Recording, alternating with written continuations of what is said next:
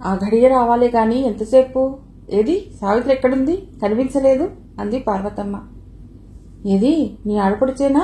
మీనకోడలి గదిలో ఉన్నట్లుంది. పిల్లలు ఎవరినీ తీసుకురాకుండా ఒక్కత్తి లింగు నిటుకుమంటూ వచ్చిందే అంది పిన్నిగారు. పిల్లలంతా పెద్ద చదువుల్లో ఉన్నారు పిన్నిగారు. పరీక్షల టైం కదా, అందుకని రాలేదు. తనేనా వచ్చింది, అదే సంతోషం మాకు. మాటల్లోనే వచ్చింది సావిత్రి. రా కూర్చో, ఏం చేస్తోంది మేనకోడలు అంది పీట వాలిస్తూ పార్వతమ్మ. చదువుకుంటోంది, నేను రాత్రికి వెళ్ళిపోతాను అంది సావిత్రి. అదేటి, మనం రాత్రికి వాళ్ళ ఇంటికి వెళ్ళాలి, వ్రతమయ్యాక వెళ్తూ గానిలే. కాదులే, అసలు ఇలా నేను రావటమే పిల్లలకి మీ అన్నయ్య గారికి ఇబ్బంది. ఒకరోజు ఉండి వస్తానని ఒప్పించొచ్చాను. ప్రభాకర్ రిజర్వేషన్ చేయించాడు.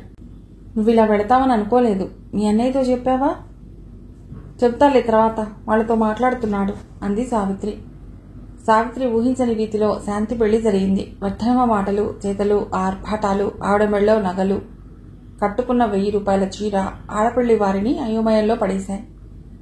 రామశాస్త్రి కూడా మగపెళ్లి వారి హంగులకి తగ్గ ఆర్భాటంగానూ చేశాడు పెళ్లి.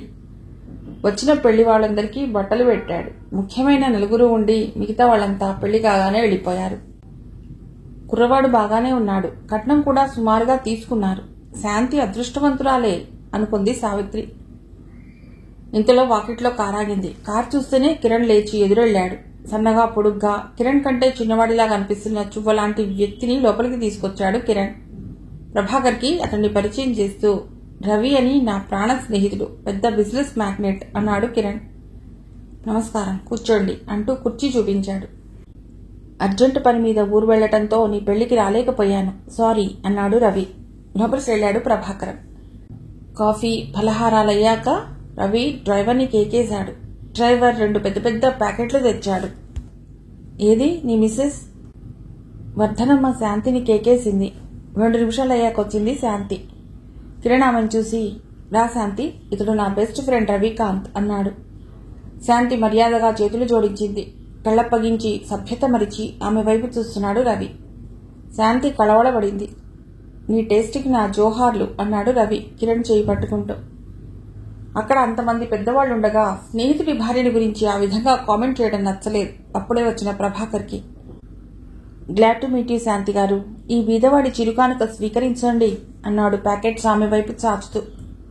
తీసుకో అంది 2 సార్లు వర్ధనమ్మ. శాంతి 2 అడుగులు వేసి ప్యాకెట్ అందుకుంది. వర్ధనమ్మ శాంతి చేతిలో నుండి ఆ ప్యాకెట్ అందుకుని ఊడదీసింది.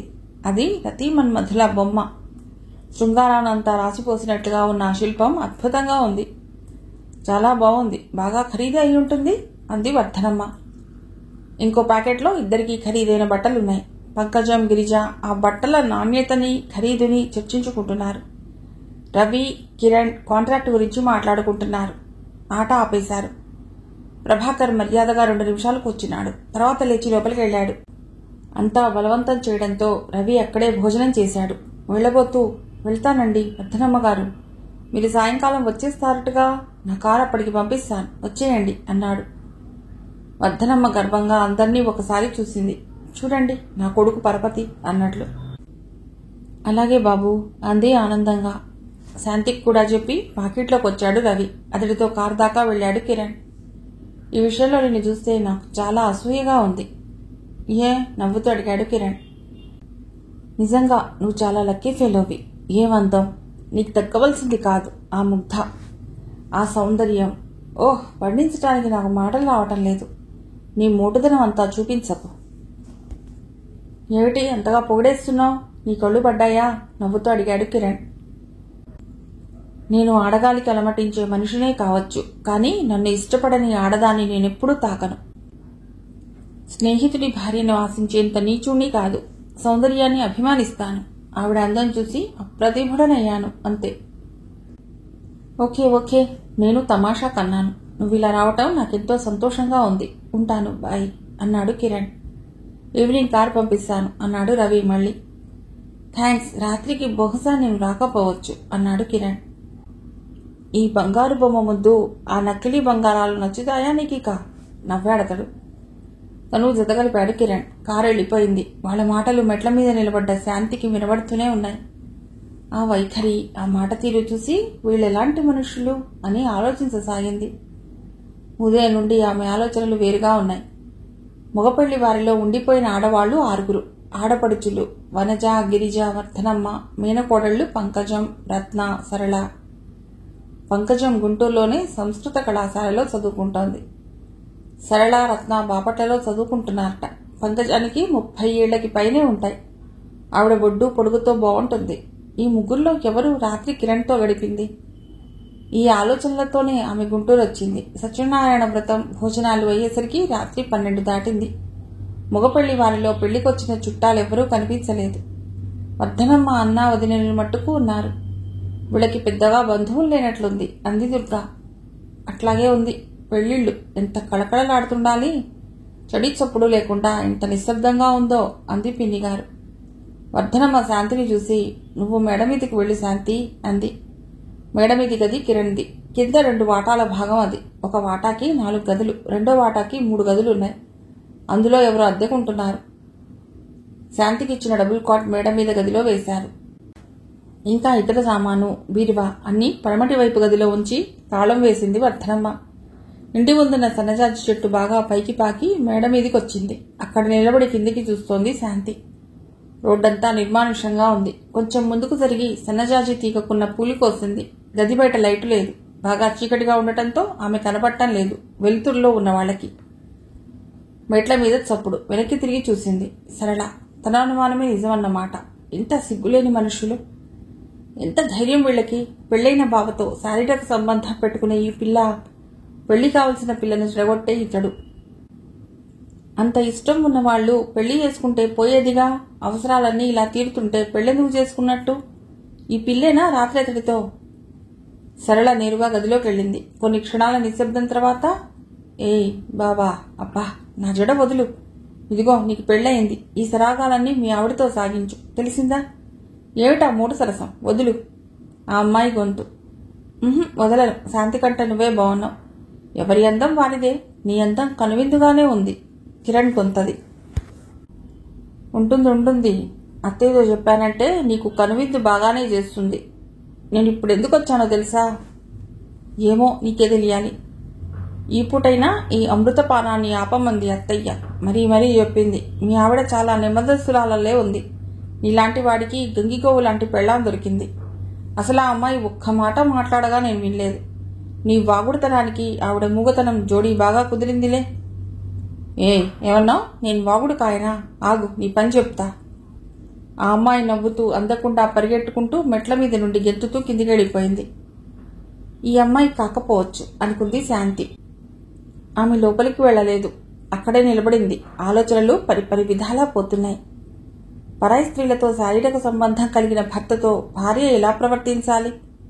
ఏమీ తెలియనట్లు అతడితో సంసారం చేయాలా, లేక అతడికి దూరంగా ఉండాలా? రంగసాని ఇంటికెళ్లి వచ్చిన నాన్నతో అమ్మ బాగానే ఉండేది. తనకేమీ తెలియనట్లే ప్రవర్తించేది. అది ఎలా సాధ్యపడేదో? ఆమె బాధపడటం, ఏడవటం, అన్నం మానేయటం తను చాలాసార్లు గమనించింది. అయినా బయటపడేది కాదు. తేడా ఏమిటంటే నాన్న బయట తిరిగొచ్చేవాడు. ఈయన ఇంట్లోనే కానిచ్చేటట్లుంది. భార్య తన కళ్ళెదుట అలా వ్యభిచరిస్తే భర్త ఊరుకుంటాడా? సహించగలడా? లేదు. ఆవేశాన్ని తట్టుకోలేక చంపేస్తాడు. తను అదే తప్పు చేస్తే భార్య కోపం రాదా? బాధ కలగదా? అసలు ఆలోచన రాదా మగవాడికి? తనెంత పతితుడైనా తన భార్య పతివ్రతలా ఉండాలి. నైతిక విలువలు ఒక్క ఆడదానికేనా? మగవాడికి అక్కర్లేదా? నైతిక విలువలు సాంసారిక జీవనం సాఫీగా సాగేందుకు ఏర్పరచుకున్న హద్దులు. కుటుంబ విలువ నిలుపుకున్నట్లయితే అలాంటి కుటుంబాలు కలిగిన సంఘం కూడా కట్టుబాట్లకు లోనై నైతికంగా పతనం కాకుండా ఉంటుంది. నైతిక విలువలే పతనమైన నాడు సమాజ స్వరూపం మారిపోతుంది. ఒక్క వేరుపురుగు చేరి మహావృక్షాన్ని నాశనం చేసినట్లు. ఒక్క చెడ్డ మనిషి చాలు కొందరి 100 ఏళ్ల జీవితాలు నాశనం కావటానికి. ఇప్పుడు ఈయన తాళి కట్టి తనని తాళి కట్టకుండా ఆమెని ఇద్దరినీ నాశనం చేశాడు. ఇప్పుడు అతడితో సంసారం చేయడమా, దూరంగా ఉండటమా? నా భర్త నాలాగే పవిత్రంగా ఉండాలనుకోవటం నేరమా? అతడి ప్రేమ నాకే సొంతం కావాలనుకోవటం దురాశ కాదే? నిన్నటిదాకా తన మనస్సులో రాజా ఉన్నాడు నిజమే, కానీ తనతని జ్ఞాపకాలని తుడిచేసుకుంది. భర్త, సంసారం అన్న ఈ వరలో అతడి స్మృతులు ఇముడ్చుకుంటే నరకం వేరే ఎక్కడో ఉండదు. అందుకే మనస్సులో ఏ మారుమూలో ఉన్న ఆ అనురాగాన్ని కూడా తుడిచేసి మనస్సుని అద్దల్లా చేసుకుంది. కాని ఆ అద్దాన్ని భళ్ళున బద్దలు చేశాడు ఈయన. మలినమైన అతడి శరీరం తన కంటరాదు. సుగంధం వెదజల్లుతూ అందంగా ఉండే రంగురంగుల పూలపై నిలకడ లేకుండా వాలే తుమ్మెదలాంటి వాడతడు.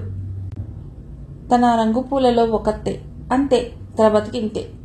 తను కాదన్నా అతడికి పెద్దగా బాధమే ఉండకపోవచ్చు. శాంతి చాలాసేపు అలాగే నిలబడింది. కాళ్ళు పీకటంతో మెల్లిగా గదివైపు అడుగులు వేసి గదిలోకి తొంగి చూసింది. అతడి మరో రూపం చూసింది. గదిలో మంచం దగ్గరగా లాక్కున్న టేబుల్ మీద గ్లాసులు, ఒక పెద్ద బాటిల్ ఉన్నాయి. తాగుతున్నాడు అతడు. సీసా పూర్తి చేసి దాన్ని ముద్దు పెట్టుకుని గదిలో మూలకి విసిరాడు. గ్లాసులు తీసి కిటికీలో ఉంచాడు. టేబుల్ని కాళ్లతో నెట్టాడు. ఆ తోపుకి అడ్డదిడ్డంగా పడిపోయింది టేబుల్.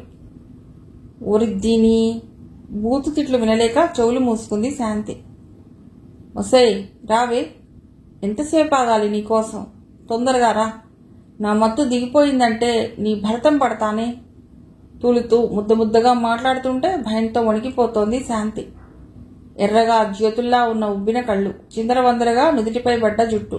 ఆ అవతారం చూసి ఇవతలికొచ్చి గోడకి చెరగిలబడింది నిర్జీవంగా.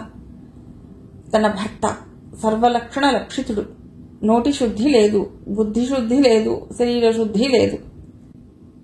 కుక్క ముట్టిన కుండ అయింది తన బతుకు. అనుకోగానే ఆమె కడుపులో నుండి లుంగలు చుట్టుకుంటూ వచ్చినట్లుగా దుఃఖం తెరలు తెరలుగా వచ్చింది. నోటికి చెంగు అడ్డుపెట్టుకుని శబ్దం బయటికి రాకుండా ఏడ్చింది. ఏడ్చి శోష వచ్చినట్లయి అక్కడే నేల మీద కొరిగింది. తెల్లవారుజామున ఎవరో తట్టి లేపారు. నిద్రమత్తు కళ్ళకి సరిగ్గా ఆనలేదు. పో లోపల పడుకో, ఇక్కడ పడుకున్నావే, లేవదీస్తూ అన్నాడు కిరణ్. చిన్నపిల్ల, అట్టే గొడవ చేయకు. అదే గొంతు, రాత్రిటి గొంతు. కళ్ళు విప్పి చూసేసరికి తెల్ల చీర, అంచులు తప్ప మరేం కనిపించలేదు. ఆ మంచం మీద పడుకోవాలనిపించలేదు. కిందనే ముడుచుకుని పడుకుంది.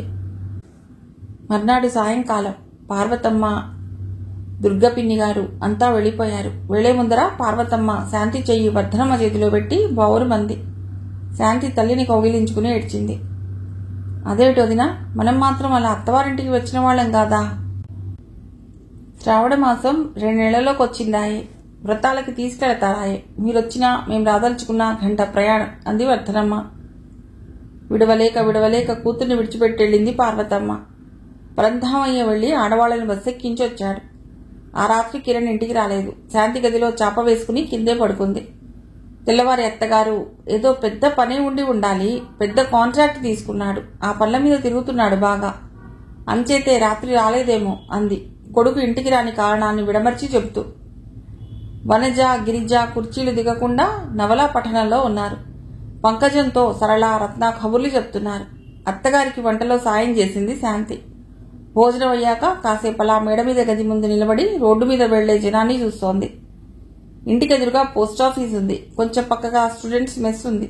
ఆ మెస్ పై అంతస్తులో స్టూడెంట్స్ ఉన్నారులా ఉంది. 6-7 మగపిల్లలు నవ్వుతూ తుళ్ళుతూ కనిపిస్తున్నారు. శాంతి తమ వైపు చూస్తోందని గ్రహించిన వాళ్లలో ఒకడు గాల్లోకి ముద్దులు విసిరాడు. చటుక్కున దృష్టి మరల్చుకుని లోపలికొచ్చింది. సరోజ తనకిచ్చిన బాపిరాజు గేయాల పుస్తకం తీసి చదువుతూ మెట్ల మీద కూర్చుంది. నువ్వు నేను కలిసి వెన్నెలా వెలుగులా, పువ్వులో తేనెలా. చటుక్కున పుస్తకం మూసింది. సముద్రంలో కల్లోలం రేగినట్లయింది. తెరలుగా విజృంభించాయి అలలు. ఆటుపోటుల జడి ఎక్కువై సున్నితమైన ఆమె హృదయం తట్టుకోలేకపోయింది. తనకు తెలియకుండానే దుఃఖం ఉప్పెనలా వచ్చింది. తన శరీరం మీద తనకే అసహ్యం వేసింది. మూగగా రోధిస్తూ చాలాసేపు అక్కడే ఉండిపోయింది. ఆ వెళ్ళటం కిరణ్ 4 రోజుల తర్వాత వచ్చాడు. రాగానే స్నానం చేసి తల్లి దగ్గరకు వచ్చి, మమ్మీ 1000 రూపాయలు ఇలా ఇవ్వు అన్నాడు. ఇప్పుడు 1000 దేనికిరా అంది కోపంగా, విసుగ్గా వర్ధనమ్మ. నా ఫ్రెండ్స్కి ఆ పెళ్లి భోజనం ఎలా చాలుతుంది? పార్టీ లేని పెళ్ళేంటోయ్ అని గోల చేస్తున్నారు. రాత్రికే మన ఇంట్లో పార్టీ, అందుకే 1000 అన్నాడు. చూడరా, నీ కట్నం డబ్బులతో గిరిజ పెళ్లి చేయాలని కదరా అనుకుంది. నువ్విలా 1000 తీసుకుపెడితే దాని పెళ్లెలా చేస్తాన్రా? రేపు ఆ కాంట్రాక్ట్ డబ్బు రాగానే 1000 కాదు 4000 ఇస్తా, సరేనా? నువ్విస్తావు, నేను తీసుకుంటా. ఒరేయ్, ఏడాది నుండి చెప్తున్నావి కాకమ్మ కబుర్లు. ఏది, ఏ కాంట్రాక్ట్ చేశావో చెప్పు. లక్షణంగా ఏదైనా ఉద్యోగం చేసుకో. నిక్షేపం లాంటి గవర్నమెంట్ ఉద్యోగం వెధవ పనిచేసి పోగొట్టుకుంటివి. అబ్బా పోనీలే, ఆ సూదంతా ఇప్పుడెందుకు, ముందు డబ్బిలా పడే. కాదురా, నా మాట విను. నీ బావమరిదిని అడిగి ఎక్కడైనా ఉద్యోగానికి ప్రయత్నించరా. Shame shame. The great Kiran Kumar ఒకటి కింద పనిచేయడమే మన జాతకంలోనే లేదు. కొద్ది రోజులు ఓపిక పట్టావంటే నీవు పట్టిందంతా బంగారమే. నా ప్లాన్లు వేరే ఉన్నాయి. ఈ రాత్రి పార్టీతో అవి మొదలు. నీకు కనకాభిషేకం చేస్తానమ్మా, చూస్తావుగా. ఏమిటో నీ మాటలు, గారడి వాడిలా. ఇందా అంటూ బీర్వాల నుండి 1000 రూపాయలు తీసిచ్చింది. డబ్బు చేతిలో పడగానే అక్కడి నుంచి మాయమయ్యాడతడు. మేడ మీద నుండి కిందికొచ్చింది శాంతి. వరండాలో కూర్చున్న వనజ ఆమెని చూస్తూ, వాడొచ్చాడు వెళ్ళాడు, నువ్వేమో రాణిలా మేడ దిగకపోతివి. ఓసారి ఆమె వైపు చూసి లోపలికి వెళ్ళింది శాంతి. ఇద్దరికీ పెద్దగా సఖ్యత కుదిరినట్లు లేదు అంది పంకజంతో వనజ. కొత్త కదా, ఆ అమ్మాయి కొంచెం బిడియం ఎక్కువలా ఉంది. వర్ధనమ్మ శాంతిని చూస్తూనే, శాంతి నడు నొప్పిగా ఉంది, కాస్త అత్తెసరు పెట్టు అంది. అలాగేనండి. వంటింట్లోకి నడిచింది. ఆ పూట చేయవలసిన కూరలవి తీసిపెట్టింది. కారాలు తక్కువ వెయ్యమ్మా అని వచ్చి కూతుళ్లతో కబుర్లు చెప్తూ కూర్చుంది. వంట చేసి అందరికీ వడ్డించింది. పంకజం మెచ్చుకుంది. నీ కోడలు పనిమంతురాలే అంది వర్ధనమ్మతో. నువ్వు కూర్చో శాంతి, మనమేగా అందామె. పర్వాలేదు, మీరు కానివ్వండి అంది వడ్డర చేస్తూ. అందరి భోజనాలయ్యాక తను తిని వంటిల్లు శుభ్రం చేసుకుని వచ్చింది యువతలకి. వంటింటి పని ఆ విధంగా కోడలికి అప్పగించేసింది వర్ధనమ్మ. రాత్రి 8:30 దాటుతుండగా కిరణ్, అతడి స్నేహితులు కారులో దిగారు. నేరుగా వాళ్ళంతా మేడ మీదికి వెళ్లారు. నిన్ను అన్నయ్య పిలుస్తున్నాడు అంది గిరిజ వంటింట్లోకొచ్చి. శుభ్రంగా మంచి బట్టలు ధరించి కడిగిన ముచ్చల్లా ఉన్నారు వాళ్ళంతా. కాలేజీ నుండి వచ్చినప్పటి నుండి ఒక్క క్షణం తిరుబాటు లేకుండా పనితో అలసి చెవడలతో ముక్కు వీధికి కారిన బొట్టుతో అలాగే పైకెళ్ళింది శాంతి. కిరణ్కి ఆమెను ఇలా చూసేసరికి బాగా కోపం వచ్చింది. రవి శాంతిని చూస్తూనే నమస్కారం అండి అన్నాడు. వీళ్ళంతా నా ఫ్రెండ్స్ అని స్నేహితుల్ని చూపి, ఈవిడ నా భార్య ప్రశాంతి అని పరిచయం చేశాడు కిరణ్. వెళ్ళి కాసి నీ చల్లని నీళ్లు తీసుకురా అన్నాడు చిరాగ్గా కిరణ్. అతడి కోపం గమనించి చిన్నగా నవ్వుకున్నారు Pankajam, Vanaja. Sorry, just a minute అంటూ తను కిందికొచ్చాడు కిరణ్. మంచినీళ్ల గ్లాసు ట్రేలో పెడుతున్న ఆమె దగ్గరికొచ్చి, ఇలా నా స్నేహితుల ముందుకి రావటంలో నీ ఉద్దేశం ఏమిటి? శుభ్రంగా నీట్గా తయారవ్వాలని తెలీదా? నా పరువంతా తీసేశా. పని మనిషిలా ఈ అవతారం ఏమిటి? చివ్వున తలెత్తింది శాంతి. సంస్కారం లేని వ్యక్తి. గాయపడిన మనసు తాలూకు వ్యధ కళ్లల్లోకొచ్చింది. అవి ఇలా ఇచ్చి నువ్వు కాస్త అవతారం మార్చుకుని పైకిరా, కసిరినట్లే అంటూ వెళ్లిపోయాడతడు. వర్ధనం అక్కడికి వచ్చింది ఏమిటంటూ. ఏమిటేమిటి, కాస్త దీన్ని శుభ్రంగా తయారు చేయకూడదా? ఆ అవతారం చూడు, వాళ్ల దగ్గరికి ఇలాగే వచ్చింది. నా పరువేం కాను. కొత్త పిల్లం ఎలాగుండాలి? 25 ఏళ్ల కాపురం చేసిన దానిలా ఆ వాలకం చూడు.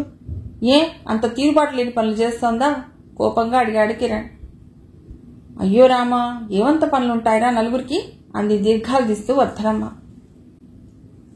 సరే సరే, మొన్న రవి తెచ్చిచ్చిన ఆ జరీ బూటాల తెల్లచీర కట్టుకుని పైకిరా. నవ్వుతూ సరదాగా చక్కగా ఉండాలి. అక్కడ ఆడపిల్లలున్నారు, చూసి నేర్చుకో. అలా ఏడుపు మొహం పెట్టకు అంటూ వెళ్లిపోయాడతడు. పోపో, త్వరగా స్నానం చేసి తయారుగా. ఇదిగో అమ్మాయి, ఇప్పుడే చెప్తున్నా, మొగుడి మనస్సు కనిపెట్టి మసులుకుంటేనే ఆడదానికి సుఖము శాంతి లభించేది. వాళ్ళ మనస్సు గాజులాంటిది. ఏమాత్రం అజాగ్రత్తలో నువ్వు జార విడుచుకున్నా అది ముక్కలవుతుంది. అది అతకటం సాధ్యపడదిక. ఏమంత పనులని చకచకా పూర్తి చేసుకుని వాడొచ్చేసరికి శుభ్రంగా ఉండు. చదువుకునే పిల్లవి ఇంకా నేర్పరితనంగా పనులు చేసుకుని కాపురాలు చక్కదిద్దుకోవాలి గాని ఇలా ఏబ్రాసి మొహాల్లా ఉంటారా? వెళ్ళు అంది. అప్పటిదాకా తల వంచుకుని ఆవిడ మాటలన్నీ వింటున్న శాంతి ఒక్కసారిగా ఊపిరి పీల్చుకుని బాత్రూంకి వచ్చింది. అనవసరంగా పడ్డ మాటలకి మనస్సు గాయపడినట్లయింది. ఒక్కళ్ళు ఆసరా రాకుండా, కొత్త దాన్ననైనా చూడకుండా పనులు చేయించి పొడుగు రాగానే ఇలా మాట్లాడింది ఈవిడ. అయిందా స్నానం? వాడు పిలుస్తున్నాడు. అత్తగారికి ఎకవిని గబగబా నీళ్లు పోసుకుని తన సామానున్న గదిలోకి వెళ్ళింది. 10 నిమిషాల్లో తయారై బయటికొచ్చింది.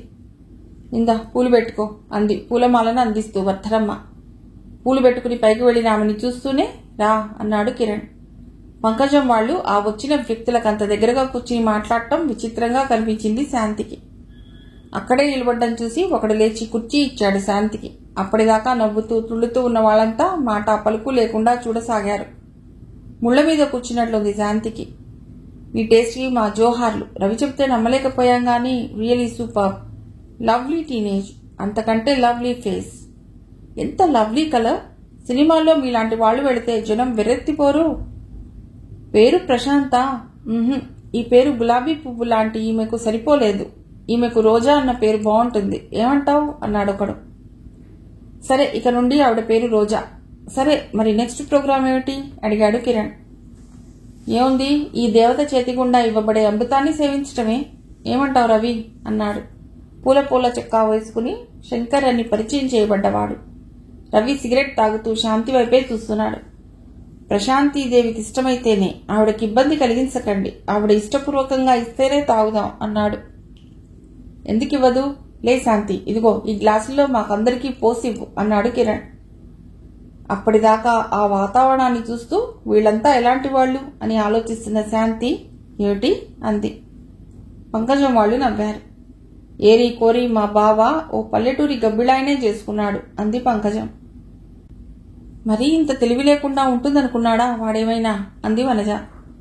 గిరిజతో చిన్నగా మాట్లాడుతున్నాడు ఒకడు. సరళ ఇంకొకడితో కిటికీ దగ్గర వాడికి సన్నిహితంగా నిలబడి గుసగుసలాడుతోంది. పంకజం రవి మీద పడుతున్నట్టుగా నిలబడి మాట్లాడుతోంది. శాంతికి ఆ వాతావరణం చాలా అసహ్యంగా ఉంది. ఇది సంసారుల ఇల్లేనా? ఏమిటింత తెగించిన మనుషులు? కిరణ్ విస్కీ గ్లాసుల్లో పోశాడు. ఒక్కొక్కరికి ఇవ్వు అన్నాడు.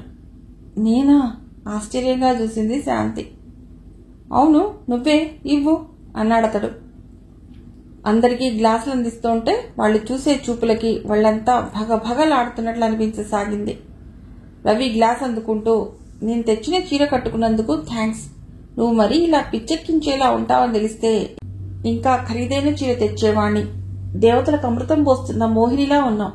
కిరణ్ని హత్య చేసి నిన్ను ఎత్తుకెళ్లిపోదామనిపిస్తోంది అన్నాడు. బిత్తరపోయింది ఆ మాటలకి శాంతి. అదేదో జోక్లా అంతా పడి పడి నవ్వారు. తన భర్త, ఆఖరికి అతడు కూడా నవ్వుతున్నాడు ఆ మాటలకి. అభిమానం, సిగ్గు లేదా? అయినా ఇదేమిటి, ఈ రకమైన మనుషులు? ఇలాంటి వాతావరణం ఇళ్లలో చూస్తామా? పిశాచాల మధ్య చిక్కబడ్డ దానిలా భయం భయంగా చూడసాగింది వాళ్ల వైపు. ద్వంద్వార్థాల జోకులతో విరగబడి నవ్వుతూ ఆడామగా తేడా చూడని మనుషుల మధ్య నిలబడ్డందుకే సిగ్గుబడిపోయింది. ఎర్రబడ్డ కళ్లతో క్రూరంగా ఉన్న వాళ్ల కళ్ళు, ఆ చూపులు, ఆ సిగరెట్ల పొగ, ఆ మందు వాసన ఆమెకి కడుపులో తిప్పింది. విశ్వ ప్రయత్నం చేసింది ఆపుకోవటానికి. ఇక తట్టుకోలేక గబగబా బయటికొచ్చింది. మెట్లు దిగలేదు, మధ్యలోనే వాంతి అయింది. ఆమె ఇలా బయటికి పరిగెత్తడంతో గబగబా గది దాటి వచ్చారు రవి, కిరణ్లు. ఆమె వాంతి చేసుకోవడం చూసి అసహ్యించుకున్నాడు కిరణ్. చిచి, అంతా పాడు చేసింది. చిచ్చి, ఇలాంటి రకాన్ని పెళ్లి చేసుకోవటం నాది బుద్ధి తక్కువ అన్నాడు.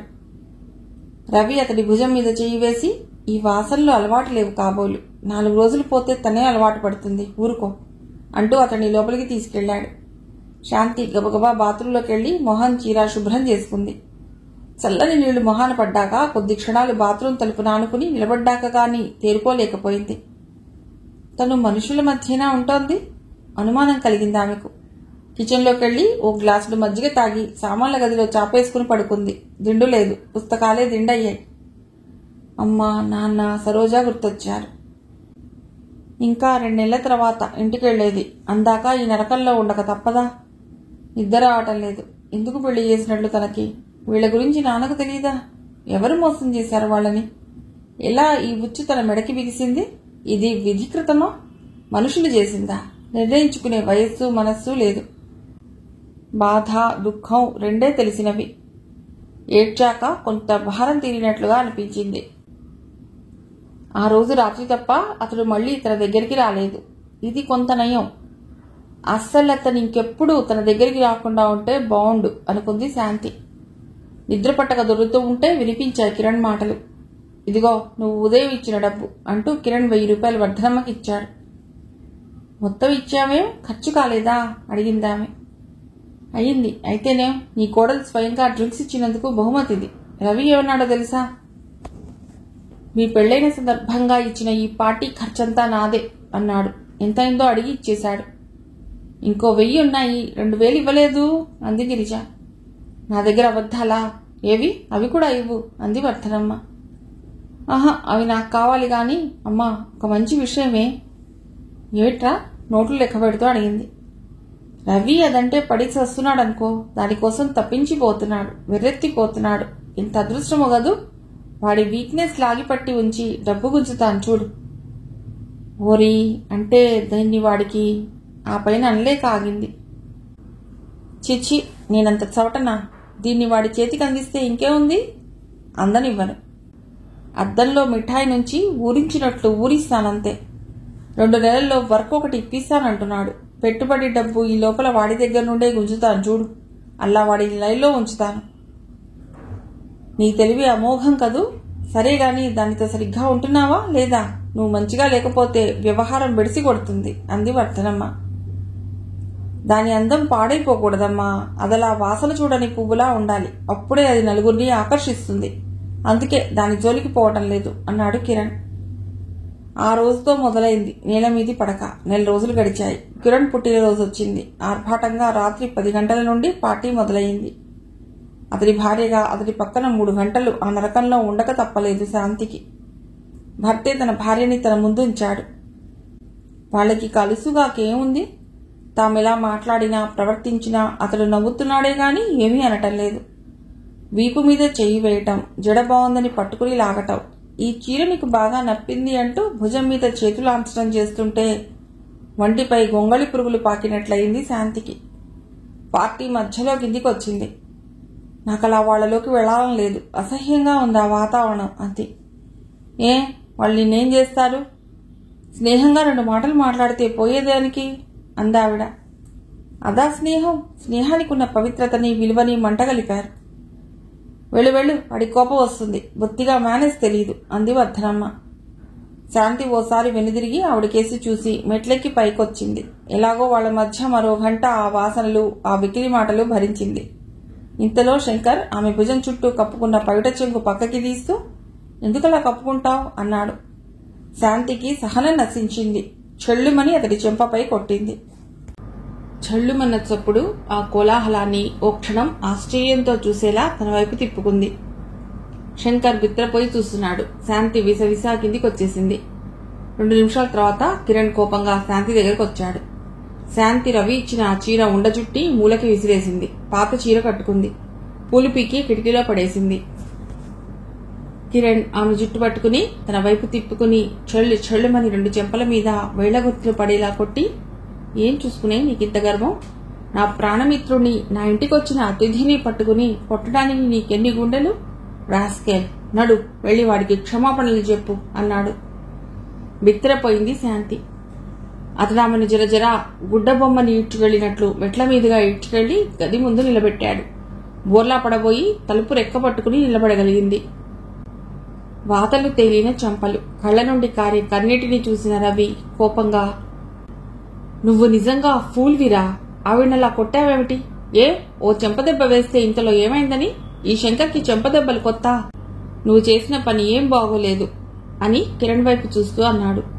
కిరణ్ శాంతిని చూసి, చెప్పు వాడికి క్షమాపణలు అన్నాడు. రవి అతన్ని ఇవతలి లాగి, చాలు ఊరుకో, సారీ ప్రశాంతి గారు, మమ్మల్ని క్షమించండి అన్నాడు. శాంతి కిరణ్ వైపు ఓసారి చూసింది. ఆ చూపులో చెప్పరాని ఏహ్యత, జుగుప్స స్పష్టంగా కనిపించాయి. గిరున తిరిగి తన గదిలోకొచ్చి చాప మీద పడుకుంది. దుఃఖం ఆమెకు తోడుగా తెల్లవారుజాము దాకా ఉంది.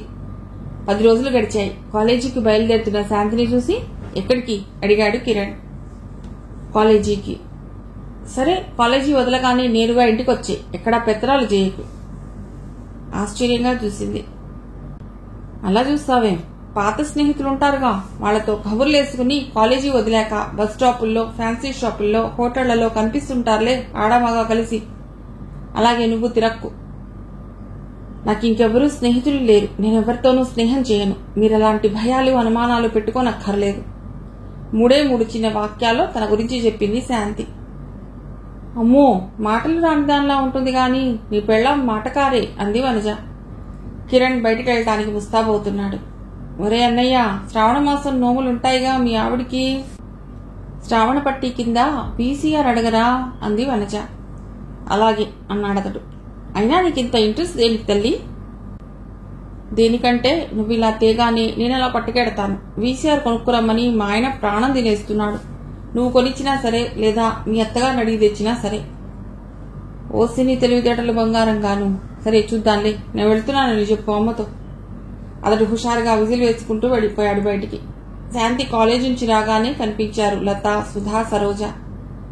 ఏటై మమ్మల్ని ఎవరిని పిలవకుండా అంత గుట్టు చప్పుడు కాకుండా చేసుకున్నావు? నీ రాజకుమారుడిని మేమెవరం చూడకూడదా అంది లలిత హాస్యంగా. రాజకుమారుడన్న మాట వినగానే శాంతి మొహం పాలిపోయింది. తమాయించుకుని, అంతా సడన్ గా జరిగిపోయింది, అందుకే పిలవలేదు. వచ్చే నెలలో శ్రావణ శుక్రవారం మా ఇంటికి రండి. పార్టీ అక్కడిస్తావా? మరి నీ రాజకుమారుడో?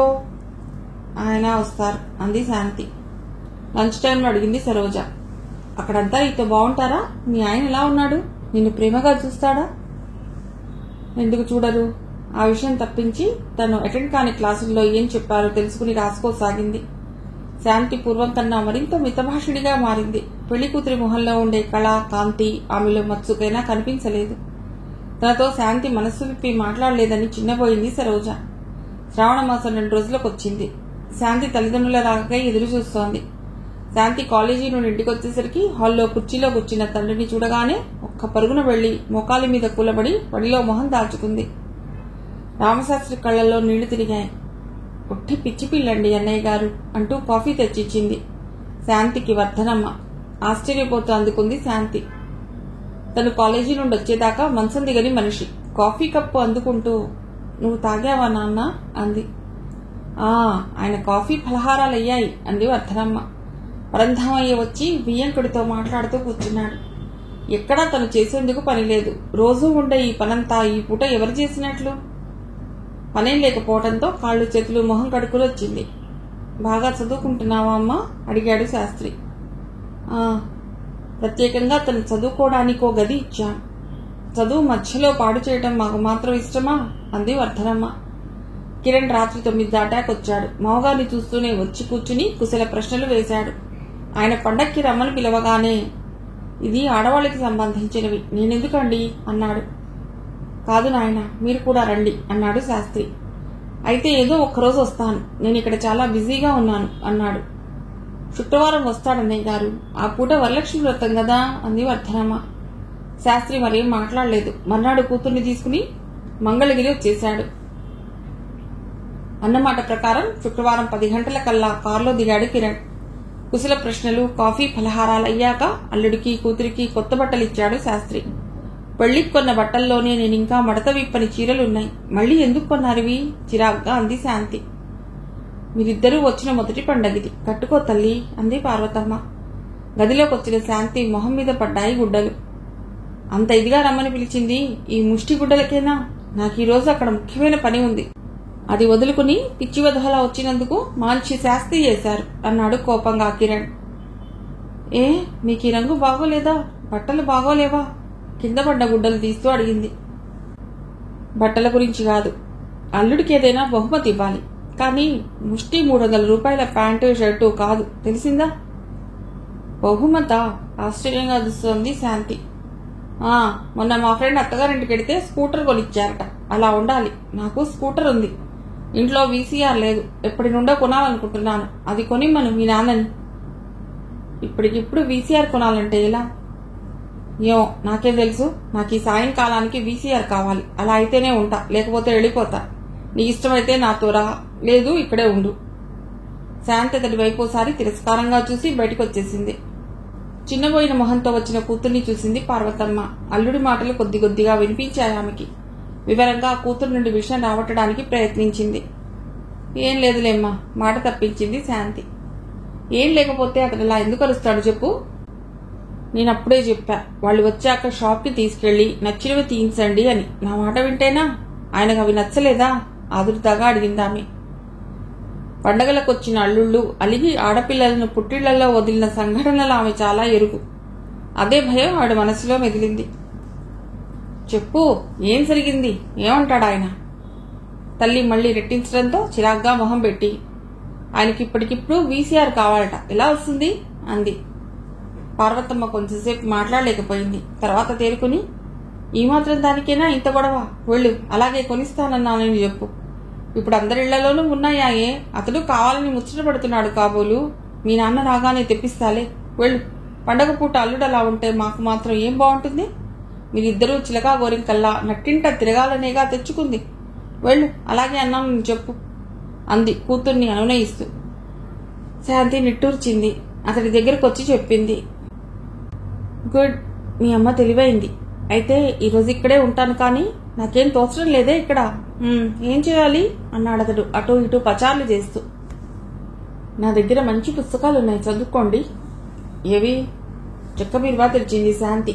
8 అరల నిండుగా బైండ్ చేయించి నీటుగా సర్ది ఉన్న పుస్తకాలు కనిపించాయి. అందులో నుండి ఒక బుక్ తీశాడు. అది విశ్వనాథ కిన్నెరసాని పాటలు.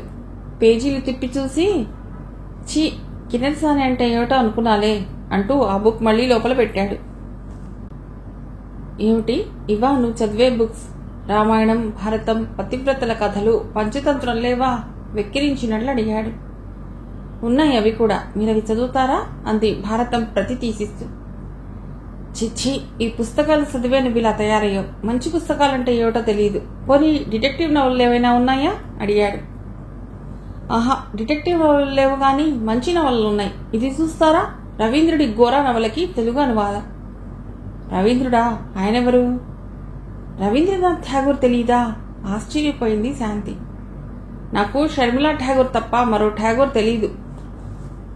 ఇంకా ఆ మనిషితో ఎక్కువ మాట్లాడటం అనవసరం అనిపించింది శాంతికి. వేరే బుక్ తీసింది. ఇది చూడండి, మాలపల్లి. ఇది మహాప్రస్థానం. ఇది కీలుబొమ్మలు, హిమబిందు, ఏకవీర, నారాయణరావు, వేయి పడగలు, చివరకు మిగిలేది. ఇది అసమర్థుని జీవనయాత్ర. ఇంకో బుక్ ఇవ్వబోయింది. ఆపు, నేను సమర్థుణ్ణి. నాకు అసమర్థుడి జీవయాత్ర గురించి అనవసరం. నాకు ఇవేవీ నచ్చలేదు. ఒక్క మంచి నవల లేదు కదా, అవన్నీ అవతల పాడేస్తూ అన్నాడు. శాంతి ప్రాణం చివుక్కుమంది. ఇవి మంచి పుస్తకాలు కావా? ఇవే మంచి పుస్తకాలు కాకపోతే ఇక మంచి పుస్తకాలంటే ఏమిటి? కింద పడిన బుక్స్ ని సరిగ్గా పెడుతున్న శాంతికి పాకెట్లో చెప్పుల చప్పుడుతో పాటు ఆడపిల్లల గొంతులు వినిపించాయి. గబగబా వసారలోకొచ్చింది. సరోజ, సుధా వాళ్ళంతా వచ్చారు. రండి రండి, లోపలికి ఆహ్వానిస్తూ అంది. ఊరెళ్ళాను, రాత్రే వచ్చాను. నువ్వు వచ్చావని చెప్పిందమ్మ అంది సరోజ శాంతిని చూస్తూ. మీ శ్రీవారు వచ్చారా అంది సుధా. రండి, పరిచయం చేస్తాను. లలిత రాలేదే? జ్వరం. ఈలోపు అతడే హాల్లోకి వచ్చాడు. అతన్ని చూస్తూ, వీళ్ళంతా నా స్నేహితులు. ఈ అమ్మాయి సరోజ, సుధా, సీత, వాసంతి, ప్రమీల. అందరికీ చేతులు జోడించి కూర్చోండి, నిలబడి ఉన్నారలా అన్నాడు అతి మర్యాదగా. శాంతి, వీళ్ళకి కాఫీలు అవి చూడు, మంచిళ్ళు తాగుతారా అంటూ తనే లోపలికెళ్లి నీళ్లు తెచ్చిచ్చాడు. తనే కాఫీలు స్వయంగా అందించాడు. ఈలోపు వ్రతం చేయించడానికి పురోహితుడు రావటంతో శాంతి పూజకై లోపలికెళ్ళింది. సరోజ సాయంగా లోపలే ఉన్నా అతడు పిలిచి కూర్చోమంటున్నాడు. ఆడపిల్లలతో కబుర్లతో అతడికి ఆ రోజు సరదాగా గడిచిపోయింది. సాయంకాలం అయింది. నా కారులో మిమ్మల్ని అందరినీ డ్రాప్ చేస్తాను, ఉండండి అన్నాడు అతడు బయలుదేరబోతున్న ఆడపిల్లలను చూస్తూ. అబ్బా, థ్యాంక్స్ అండి, బస్సులో పడిపోవాలి కదా అనుకుంటున్నాం అంది సీత.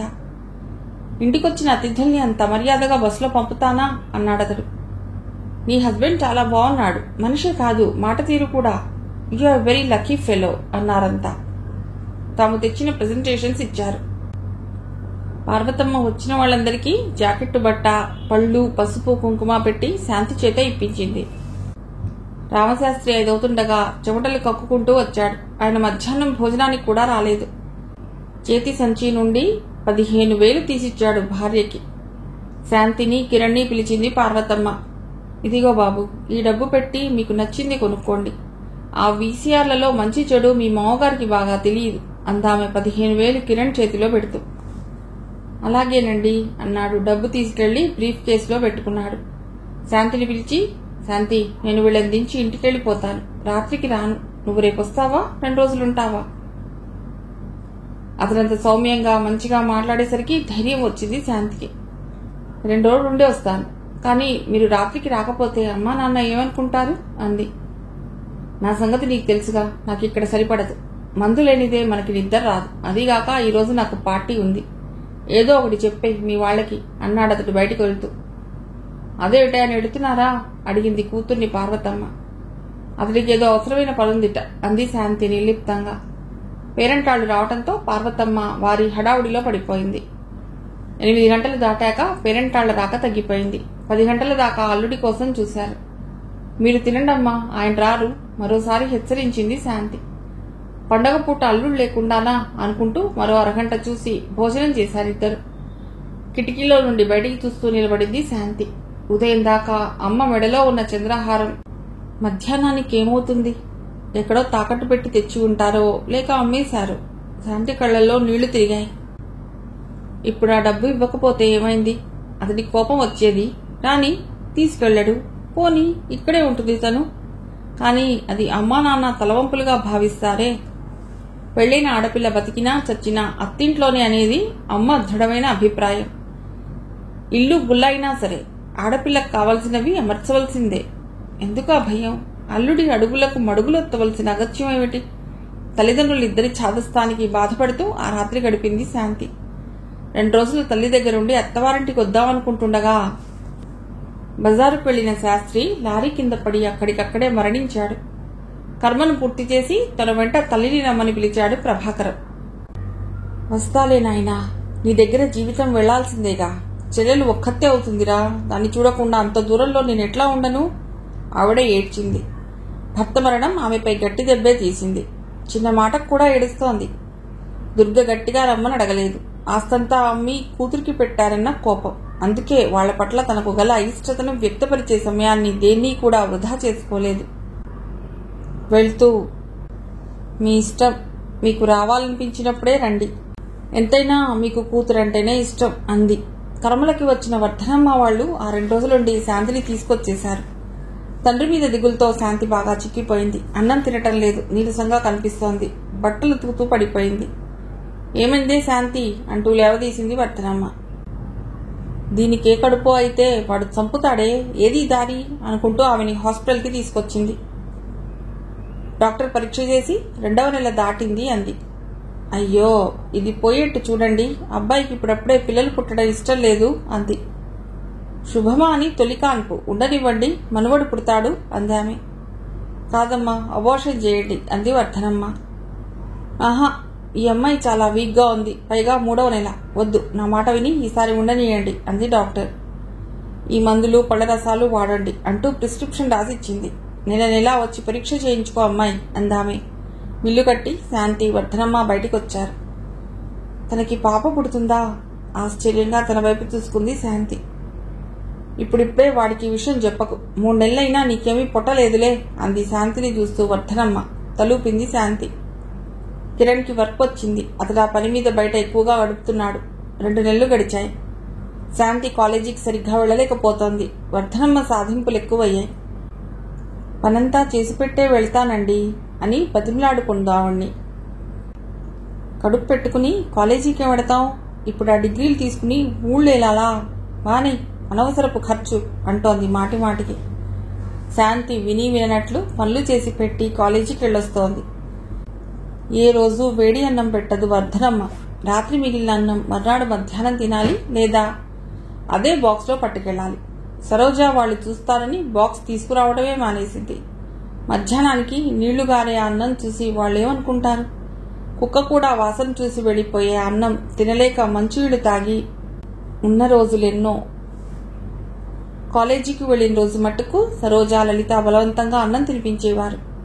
ఇరుగు పొరుగులతో అత్తగారనే మాటలు సూదుల్లా గుచ్చుకునేవి. మీ కోడలు నీళ్లోసుకుందిటిగా అని ఎవరైనా అడగగానే వర్ధనమ్మ, దానికేం తక్కువ లేదు, అంతా మా కర్మ, ఓ అచ్చటా ముచ్చటా లేదు. పెళ్ళైందన్న మాటే గాని అత్తారిల్లని అల్లుడు వెళ్లటం ఏదీ లేదాయే. వాడితో పాటు పెళ్ళైన వాళ్ళు ఇలాగే ఉన్నారా? వాళ్ళంతా మామగారిళ్ల నుండి కావలసినవి తెచ్చుకోవటం లేదు. అవన్నీ చూస్తే వాడి మనస్సులా ఉంటుంది. శంకరమని మా ఇంటికి ఒక కుర్రవాడొస్తాడే, వాడి మామగారు అమెరికా పంపుతున్నట్ట. ఆ రవి అనే అబ్బాయికి కాబోయే మామగారు కంపెనీలో షేర్లు ఇచ్చారట. కలకత్తాలో జూట్ మిల్స్ లో షేర్లు. ఎంత అదృష్టవంతులో వాళ్ళు. మా దేభ్యం మొహం ఉంది ఎందుకు? ఆ ఇల్లు రాయించుకురావే అంటే ఉలకదు పలకదు, పైగా కడుపొకటి. ఇంతవరకు కన్నవారు చూడలేదు ఈ మొహాన్ని. శాంతికి వినిపిస్తూనే ఉన్నాయి ఆ మాటలు. ఏం చూస్తారు? భర్త పోయి పుట్టెడు దుఃఖంలో ఉంది. ఈ సంగతి ఆమెకు తెలియదు కూడా. తలదాచుకుందుకు ఆ నీడ కూడా లేకుండా రాయించుకురమ్మంటే ఎలా? ఇదిగో వాడొచ్చాడు, కాఫీ తీసుకురా. వాకిట్లోంచి కేకేసింది వర్ధనమ్మ. కాఫీ తీసుకెళ్లిచ్చింది అతడికి. శాంతిని చూసి ఆశ్చర్యపోయాడు కిరణ్. వెంటనే బిగ్గరగా అమ్మా అని అరిచాడు. హడలిపోతూ వచ్చింది వర్ధనమ్మ. ఏమిట్రా అంది. ఏమిటైది? శాంతి గర్భవత? ఈ ప్రశ్న అడుగుతాడని, జవాబు చెప్పుకోవాల్సిన పరిస్థితి ఎప్పుడో ఎదురవుతుందని అనుకుంటున్నదే. ఏమాత్రం తోనకుండా వెళ్ళిన దానికి కడుపు రాక ఏ వస్తుందిరా, అంత ఆశ్చర్యపోతాం అంది ఆమె. నేనేం చెప్పాను? ఇన్ని రోజులు నాకెందుకు చెప్పలేదు? చిచ్చి, నా ప్రాణంతా నాశనం చేశారు అన్నాడు కోపంగా. నేనేం చేయలేదురా, నేను ఆ రోజే చెప్పాను, అమ్మాయి నీ మొగుడికి ఇష్టం ఉండదు, అబోర్షన్ చేయించుకో అని. నా మాట విందా? ఏమన్నా చేసుకోండి అంది. అయినా దీనికి ఈ మధ్య పొగరెక్కువైందిలే. కిరణ్ ఆలోచనలో పడ్డాడు. శాంతిని చూసి, అక్కడ తగలబెట్టుపో, రవిని రమ్మన్నాను. ఏ మొహంతో వాడికి కనిపించాలి? ఎంత అవసరం ఇప్పుడు వాడితో? కాఫీ కప్పు టేబుల్ మీద నుంచి మౌనంగా వెళ్లిపోయింది శాంతి. కొద్దిసేపు తల్లి కొడుకులిద్దరూ గుసగుసలాడుకున్నారు. సాయంకాలపు వంట పనిలో ఉన్న శాంతి దగ్గరకొచ్చి, ఆ పని నేను చూస్తాను గాని నువ్వు వెళ్లి శుభ్రంగా తలస్నానం చేసి వాడేదో కొత్త చీర తెచ్చాడు కట్టుకో అంది అత్తగారు. కొద్దిసేపటి క్రితం అంత కరుగ్గా మాట్లాడిన ఆవిడ ఇప్పుడు ఇంత స్నేహితంగా మాట్లాడిందంటే ఏదో ఉన్నదన్నమాటే. వెళ్ళు, త్వరగా తయారు, లేకపోతే వాడి కోపం వస్తుంది అంది. శాంతి లేచి తయారయ్యేందుకు వెళ్ళింది. గంట తర్వాత ఆమెను చూసిన పంకజం, గిరిజ ఈర్ష్యపడ్డారు. అసలే గులాబీ రంగు, కొద్దిగా నీరు పట్టింది, నిండుదనంతో హుందాగా ఉంది. మొహంలో కళ్లలో కనిపించే ఆ నీరసం వింతైన అందాన్ని ఇస్తోంది. 8 అవుతుండగా కిరణ్ పైకి వెళ్లాడు. శాంతిని కూడా పైకి రమ్మని కబురు చేశాడు. పైకొచ్చిన ఆమెను చూసి కూర్చోమని చెప్పి, చూడు శాంతి, నీతో ఓ ముఖ్యమైన విషయం చెప్పాలి. అతడు ఎప్పుడైనా ఇలా సౌమ్యంగా మాట్లాడాడు అంటే దాని వెనకేదో భయంకరమైన ఘట్టం ఒకటి ఉందన్నమాట. ఏమిటి అన్నట్లు చూసింది శాంతి. నాకిప్పుడు చాలా ఇబ్బందిగా ఉంది. 25,000కి పైగా లాభం వచ్చే ఆ వర్క్ ఆగిపోయింది. నువ్వు కొంచెం సాయం చేస్తే అది పూర్తవుతుంది. ఏం చేస్తావు కదూ అడిగాడు కిరణ్. నేనేం సహాయం చేయగలను? అంత డబ్బు నేనెక్కడి నుంచి తేగలను? నువ్వేం తేనక్కర్లేదు, నువ్వు అంటే చాలు. నీకే కష్టం కలగనివ్వను. సరేనా? నువ్వు చాలా నీరసంగా ఉన్నావు. రేపు మంచి డాక్టర్ దగ్గరికి వెడదాం అన్నాడు. అతడు మాట్లాడే మాటలకి పొంతన లేదు, అర్థం కాలేదు శాంతికి. ఇంతలో వాకిట్లో కార్ హార్న్ వినిపించింది. అతడు లేచి వెళ్లి కిందికి చూసి చెయ్యి ఊపాడు. ఆనందంతో అతడి మొహం విప్పారింది. చూడు, ఇప్పుడంతా నీ మీద ఆధారపడి ఉంది. అదిగో రవి వచ్చేశాడు. అతడితో కాసేపు సరదాగా గడుపు. రవి చాలా మంచివాడు. నీలాంటి సున్నితమైన వాళ్ళంటే పడి చస్తాడు. సుకుమారంగానే చూస్తాడులే నిన్ను అంటూనే మెట్లు దిగాడు. కొద్ది క్షణాల్లో రవి, కిరణ్ పైకొచ్చారు. రవి వస్తూనే శాంతిని చూస్తూ, hi beauty, how are you అన్నాడు. రవి మాటలకి మతి భ్రమించినట్లయింది శాంతికి. అందుకే అయోమయంగా చూసింది అతడి వైపు. ఆ చూపులు అతడు మరోలా అర్థం చేసుకున్నాడు.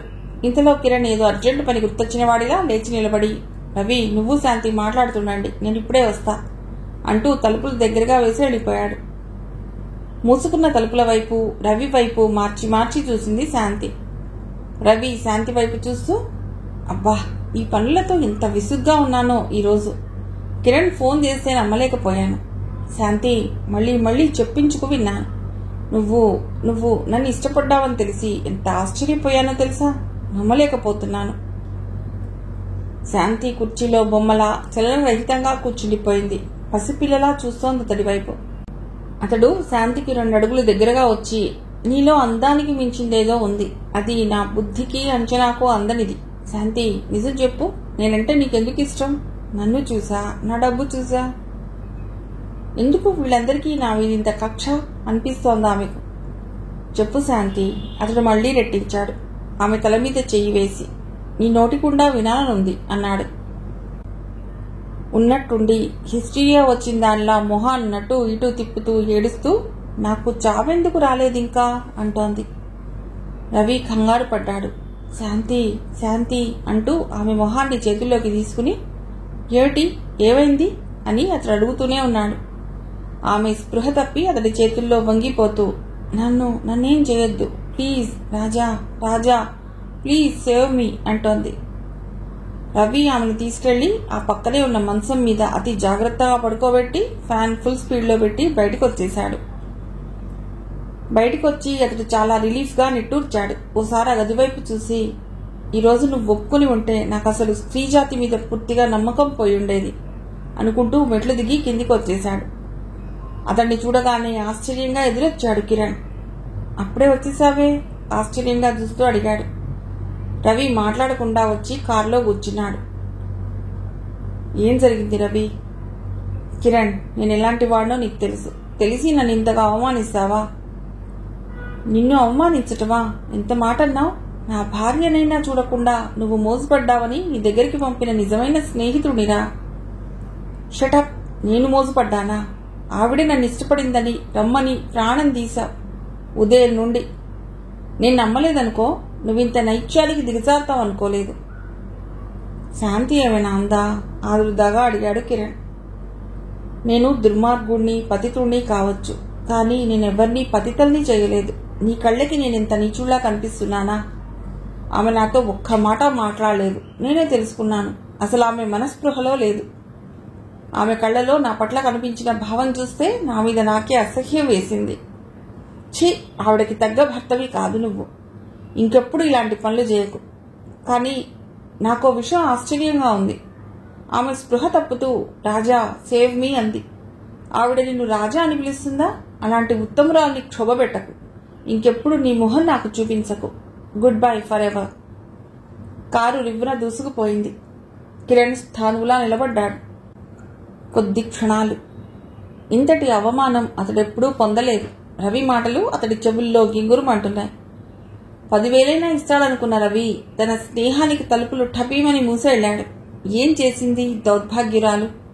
ఎంత డబ్బు, ఎంత డబ్బు! వేళ్ల సందు నీరులా జారిపోయిందే. ఏం చేయాలి దీన్ని? ఆవేశంగా మెట్లకి పైకొచ్చాడు. పడుకుని ఉంది శాంతి. ఆమె అందం మీద కసి, కోపం, ద్వేషం కలిగాయి అతడికి. ఆమె జుట్టు పట్టి లేవదీశాడు. రాక్షసి, నా పాలిట శనివి, నా ప్రాణంతా నాశనం చేశావు. నిన్నేం చేసినా పాపం లేదు. ఏమన్నావు వాడితో? అతడి ఆకారానికి, ఆ చూపుకి, ఆ ప్రవర్తనకి బెదిరిపోయింది శాంతి. నేనేమీ అనలేదే అంది వణికిపోతూ. నీ మీద ఆకాశమంత కోరికతో వచ్చినవాడు నా మొహం వాచేలా తిట్టి ఎందుకు వెళ్ళిపోయాడో చెప్పు. శాంతి చెంపలపై అతడి చెయ్యి కర్కశంగా ఆడుతోంది. మొదటి 2 దెబ్బలకి కళ్ళు తిరిగి కూలబడింది. కసిగా కాళ్లతో తన్నుకుంటూ బయటికొచ్చాడు. కొట్టకండి, మీకు దండం పెడతాను.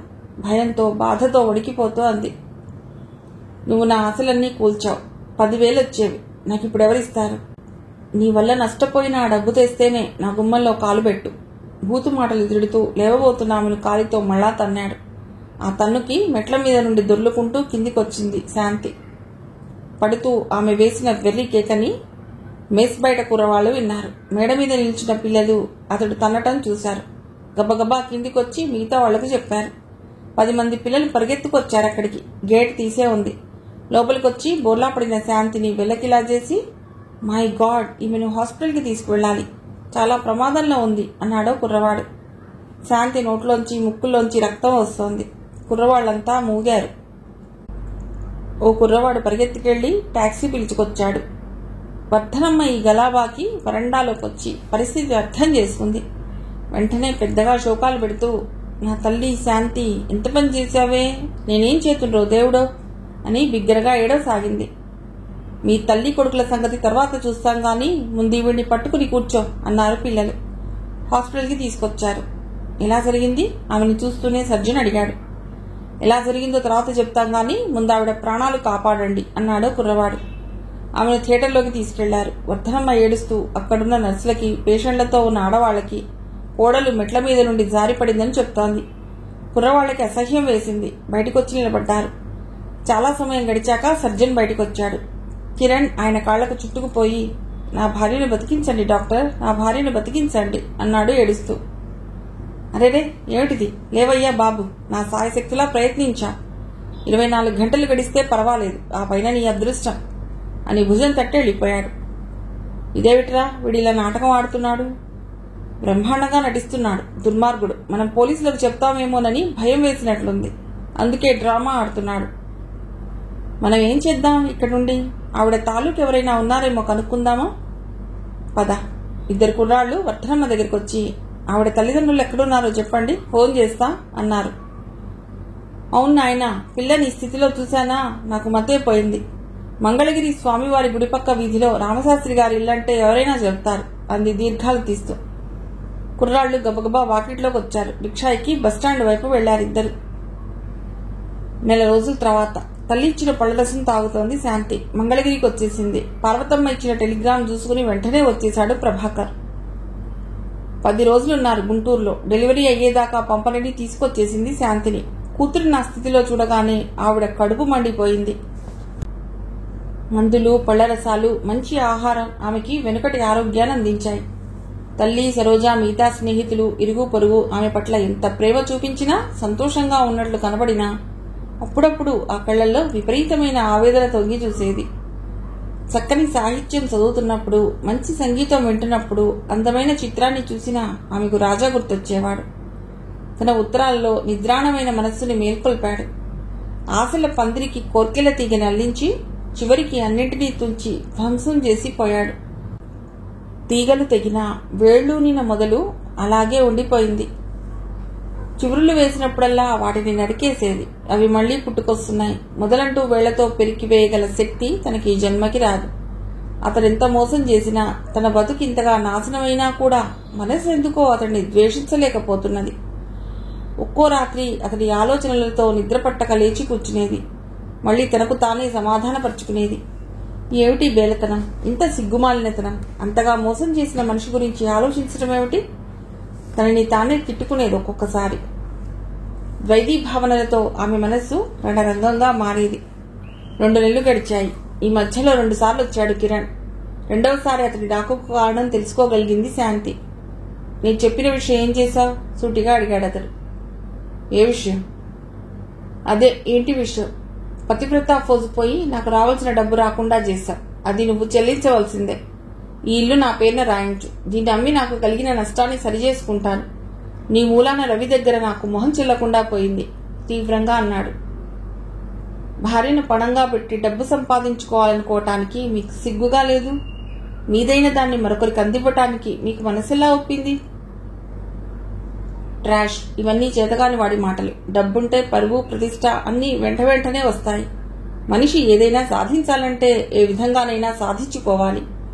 అది సమర్థుడి లక్షణం. దానికి నీతి, అవినీతి, అపవిత్రత, పవిత్రత అనేవి పనికిరావు. నాకు డబ్బు కావాలి. దానికోసం నేనెవరినైనా ఎరగా వేస్తాను. తల్లిని గాని, చెల్లిని గాని, పెళ్లాన్ని గాని, బిడ్డ గాని, ఎవరినైనా సరే లెక్క చెయ్యను. ఛీ, ఇంత దుర్మార్గపు మనస్తత్వం!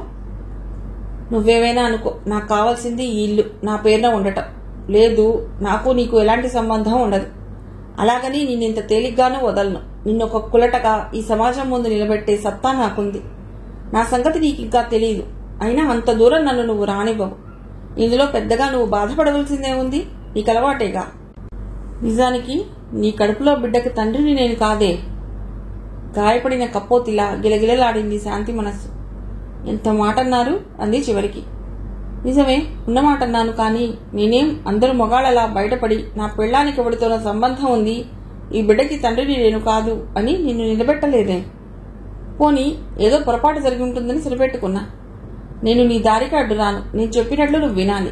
నేనెవరి దగ్గరికి పంపితే వాళ్ళ దగ్గరికి పోవాలి. అవన్నీ తర్వాత. ప్రస్తుతానికి ఇల్లు రాయించు. నాకెదురు తిరగాలనో విడాకులు ఇవ్వాలనో నువ్వు ప్రయత్నించినా సాగనివ్వను. నువ్వు చెప్పకపోయినా ఆ రాజా ఎవరో తెలుసుకుంటాను అన్నాడు కసిగా. రాజా? ఆశ్చర్యంగా చూసింది శాంతి. రాజానే. మొదటి రాత్రి మొగుడి చేతుల్లో ఉండి కూడా ప్రియుడిని కలవరించావే. నీలాంటి ఆడదాంతో కాపురం చేస్తున్న నేనింత మంచివాణ్ణో ఆలోచించు. అందుకే గుట్టు చప్పుడు కాకుండా మన వ్యవహారం నడుపుకుందాం. నీ పిల్లలు ఎవరికి పుట్టినా వాళ్ళు నా పిల్లలుగానే చెలామణి అవుతారు. దీనికి బదులుగా నువ్వు నా మాట విని తీరాలి, అంతే. అతడు గది దాటి బయటికి వెళ్లాడు. భయంకరమైన రక్కసి కూరల మధ్య చిక్కినట్లుగా వణిగిపోతోంది శాంతి. అదేమిటి బాబు, వెళ్ళిపోతున్నారప్పుడే? పక్కింటి నుండి వస్తూ అడిగింది పార్వతమ్మ. పనుందండి, ఎక్కడా తీరుబాటు చిక్కడం లేదు. శాంతిని చూసి నెలవుతోంది కదా అని ఉండబట్టలేక వచ్చాను. తన ఆరోగ్యం జాగ్రత్తగా చూడండి. మా అమ్మకి బీపీ ఎక్కువైంది, అందుకే రాలేకపోయింది. మా ప్రాణాలు ఇక్కడే ఉన్నాయి. డెలివరీ కాగానే కబురు చేయండి అని వెళ్ళిపోయాడు. ఎంత తేనె పూసిన కత్తి! ఇలా మాట్లాడాడు. అతడి అంతరంగంలోని విషనాగులు అనుక్షణం తనని కాటేయటానికి పొంచి ఉన్నాయని చెప్పినా ఎవ్వరూ నమ్మరు. తల్లిదాకా గమనించి కన్నీళ్లు తుడుచుకుంది శాంతి. రోజులు గడిచాయి. శాంతి పరీక్షలు రాసింది. ఒక విధంగా ఈ చదువు తనకు చెప్పుకోలేని మనశ్శాంతి కలిగించింది. నెలలు నిండాయి. శాంతి ఆడపిల్లను ప్రసవించింది. కబురు చేసినా ఎవ్వరూ రాలేదు. ఎంతో బతిమిలాడగా అతడి ఆంతర్యం బయటపెట్టింది శాంతి. గత్యంతరం లేక పార్వతమ్మ తన పేరున ఉన్న 2 ఎకరాల భూమిని అతడి పేరున రిజిస్టర్ చేసింది. సంతోషంగా వచ్చి బారసాల చేసుకుని భార్యని కూతుర్ని తీసుకుని ఇంటికి వెళ్ళిపోయాడు కిరణ్. మంగళగిరిలో ఇల్లు అద్దెకిచ్చేసి తల్లిని తీసుకెళ్లిపోయాడు ప్రభాకరం హైదరాబాద్కి. తమ ఇంటి పక్కవాట అద్దెకిచ్చినట్లున్నారని రాగానే గ్రహించిందామె. అయితే అందులో దిగిన వ్యక్తి సాయంకాలం చూసి ఆశ్చర్యపోయింది. అతడు భాస్కర్, కమల అతడి భార్య. వారం రోజుల్లోనే కమల పాపకి శాంతికి దగ్గరైంది. పాప కమల దగ్గరే ఎక్కువగా ఉంటోంది. కాలం గడిచిపోతోంది. ఋతువులు మారుతున్నాయి. విస్తారంగా జీవితం భూతల్లా భయపెడుతూ నిరామయంగా సాగుతోంది. ఒకరోజు రాత్రి 8 గంటలకే బాగా తాగొచ్చాడు కిరణ్. శాంతిని పిలిచాడు. మేడ మీదికి వచ్చింది శాంతి. ఆమెను చూస్తూ, ఎవరైనా వస్తే అందంగా అలంకారం చేసుకుని వస్తావు, నేను పిలిస్తే పని మనిషిలారా? పతివ్రతము గదు, మనస్సులో ఒక మొగుడు, బయట ఇంకొకడు. నిజం చెప్పు, ఆ కుర్రవాళ్లలో రాజా ఉన్నాడు గదు? జుట్టుబట్టి లాగుతూ అడిగాడు. లేదండి, వాళ్ళెవరో కూడా నాకు తెలియదు. నా మాట నమ్మండి. ఛీ, నీ మాట నమ్మటమా? నువ్వు బుక్కులటవి. పో, నా కళ్ళ ముందు నుండి పో.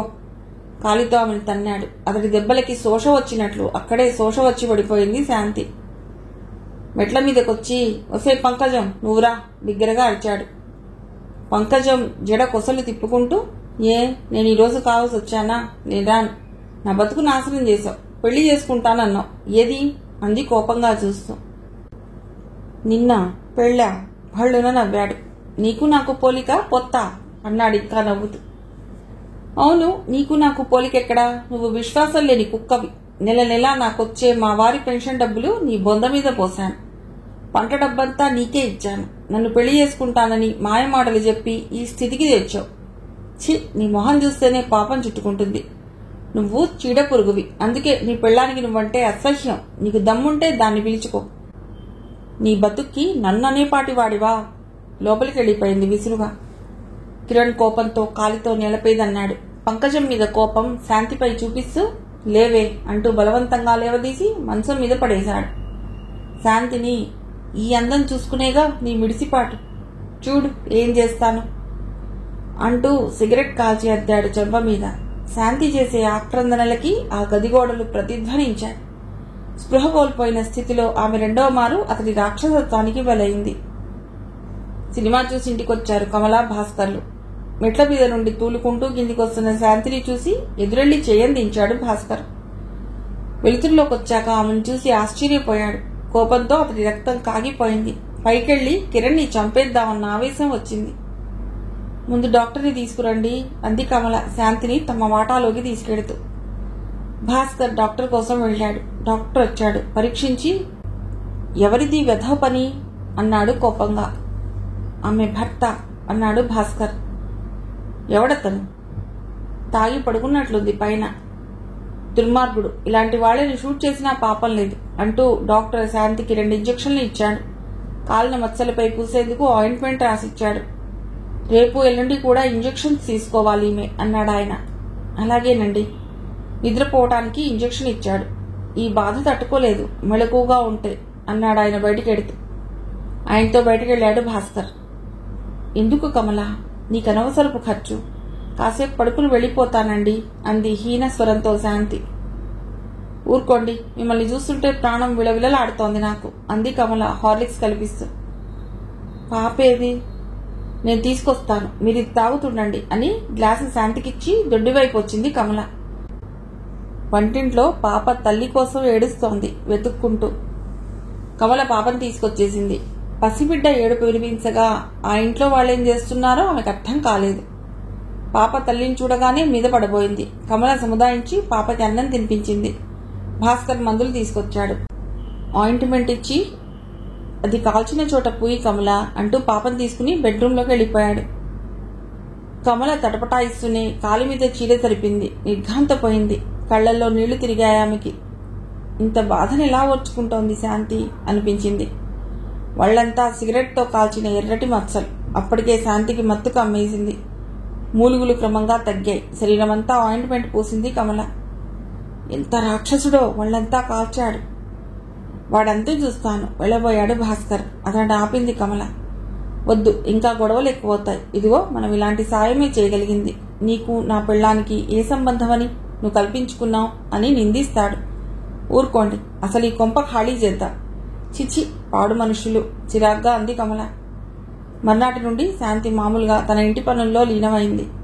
భాస్కర్, కమల ఆమెతో మాట్లాడేవారు. పాప ఎక్కువగా వాళ్లతోనే ఉండేది. నెలలు గడిచాయి. కమల పుట్టింటికి వెళ్ళింది. శాంతికి ఇప్పుడు 8వ నెల. ఉత్తరం రాస్తే ప్రభాకరం జవాబైనా ఇవ్వలేదు. రోజు రోజుకి వర్ధనమ్మ ఆరళ్లు ఎక్కువయ్యాయి. కుక్క కన్నా హీనంగా అయిపోయింది ఆమె స్థితి ఆ ఇంట్లో. ఈ మధ్య కిరణ్ శరణ్య అనే ధనవంతుల పిల్లని వెంటేసుకు తిరుగుతున్నాడు. భాస్కర్ శాంతిని డాక్టర్కి చూపించటం, మందులు పళ్ళు తెచ్చివ్వటం చూసి పంకజం, గిరిజ, వర్ధనమ్మ సూటి పోటీ మాటలతో ఆమెను కుళ్లబొడిచేవారు. ఓ రోజు విన్నాడు భాస్కర్, చూడమ్మా, వాళ్ళనేవి నిజం కాదని నీకు నాకు తెలుసు. ఎందుకు బాధపడతావు? వారి సంస్కారం అది. ఈ సమయంలో నువ్వు సంతోషంగా ఉండాలే తప్ప. సంతోషమా? నవ్వింది శాంతి. ప్రపంచంలోని విషాదమంతా ఆ నవ్వులో చూశాడు భాస్కర్. శాంతిని హాస్పిటల్లో తనే చేర్చాడు. మగపిల్లవాడు పుట్టాడని ఇంటికొచ్చి చెప్పాడు. వర్ధనమ్మ విసుక్కుంటూనే హాస్పిటల్కి వెళ్ళింది. 5వ రోజు ఇంటికొచ్చేసింది. తన గదిలోనే గుడ్డ పుయ్యాల్లో కట్టింది బాబుకి. శాంతి ప్రభాకర్కి ఉత్తరం రాసింది. అమ్మకి జ్వరం, నేను క్యాంప్కి వెడుతున్నా, వీలు చూసుకుని వస్తా అంటూ 400 మనీ ఆర్డర్ చేశాడు అతడు. వాడి ముష్టి డబ్బు కోసం ఎవరూ కాచుకోలేదు ఇక్కడ, పడే దాని మొహాన అన్నాడు కిరణ్ తల్లితో. అతనంతగా పంపితే వద్దంటారే, ఇందులో ఆ పిల్ల తప్పేమిటి? వాళ్ళననాలి గాని అంటూ అందులో నుండి 200 తీసుకున్నాడు పరంధామయ్య. పాపకి గౌన్లు, బాబుకి జుబ్బాలు కొనుక్కొచ్చాడు. ఇదిగో శాంతి, ఇవి పిల్లలకి, ఈ చీర నీకు అంటూ చీర మడత విప్పి భుజం మీద వేసి రాస్తూ, ఈ కలర్ నీకు బాగా నప్పిందే అన్నాడు. శాంతి దూరం జరిగి, నాకొద్దండి, అత్తయ్య గారికి ఇయ్యండి అంది. ఇది మీ అన్న పంపిన డబ్బుతో కొన్నదే, అభిమానంతో తెచ్చాను, కాదనకు అన్నాడు. శాంతికి చిరాకేసింది. దూరంగా వెళ్లి నిలబడింది. ఆయన వెళ్ళిపోయాడు. 3 నెలలు దాటాయని కమలని, పాపని తీసుకొచ్చాడు భాస్కర్. పలుకరిస్తే ముభావంగా కమల జవాబు ఇవ్వటం ఆశ్చర్యం అనిపించింది శాంతికి. వచ్చినప్పటి నుండి కమల భాస్కర్తో పోట్లాడుతూనే ఉంది.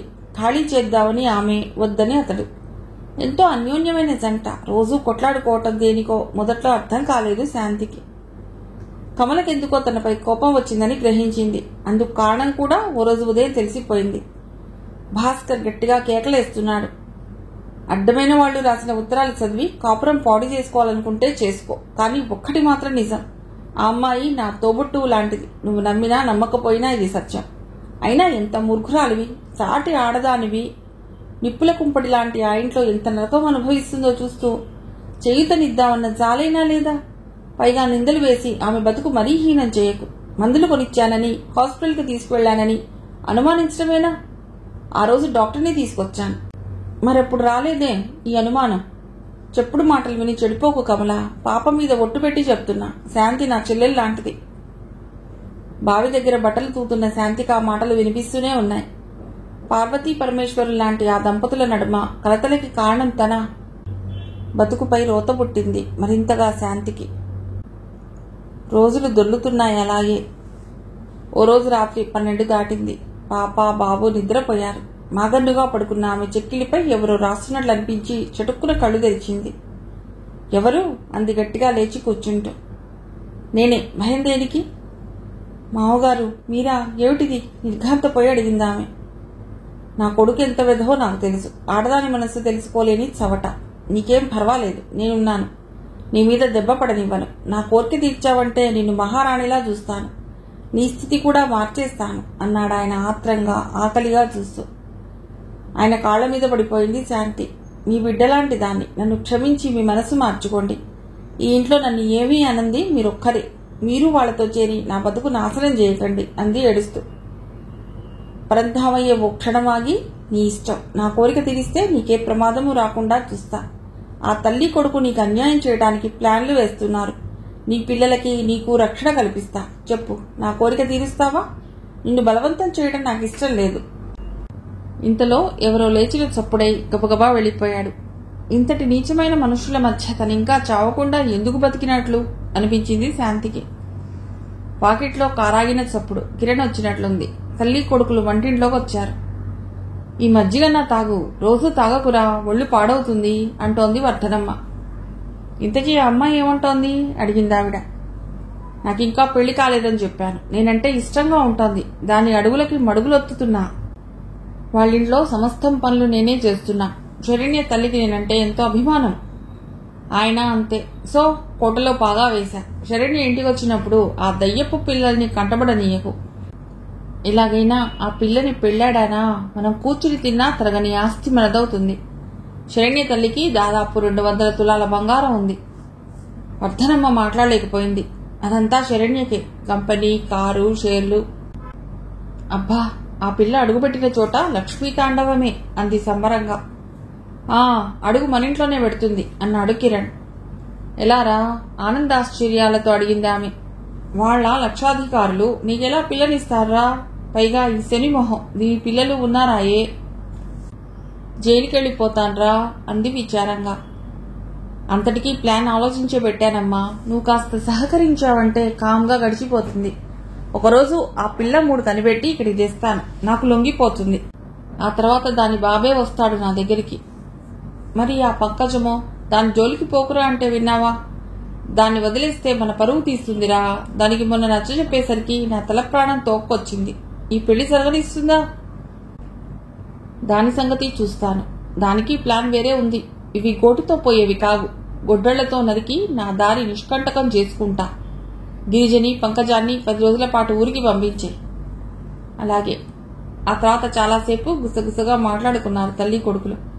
పంకజం పని అయిపోయింది. ఇప్పుడు శరణ్య. మా జీవితాలు ఎలాగూ నాశనం అయ్యాయి. ఆ అమ్మాయినైనా కాపాడాలి. ఎలా ఆలోచించసాగింది శాంతి. వారం రోజుల తర్వాత రాత్రి 9 దాటింది. పిల్లల్ని నిద్రపుచ్చుతోంది శాంతి.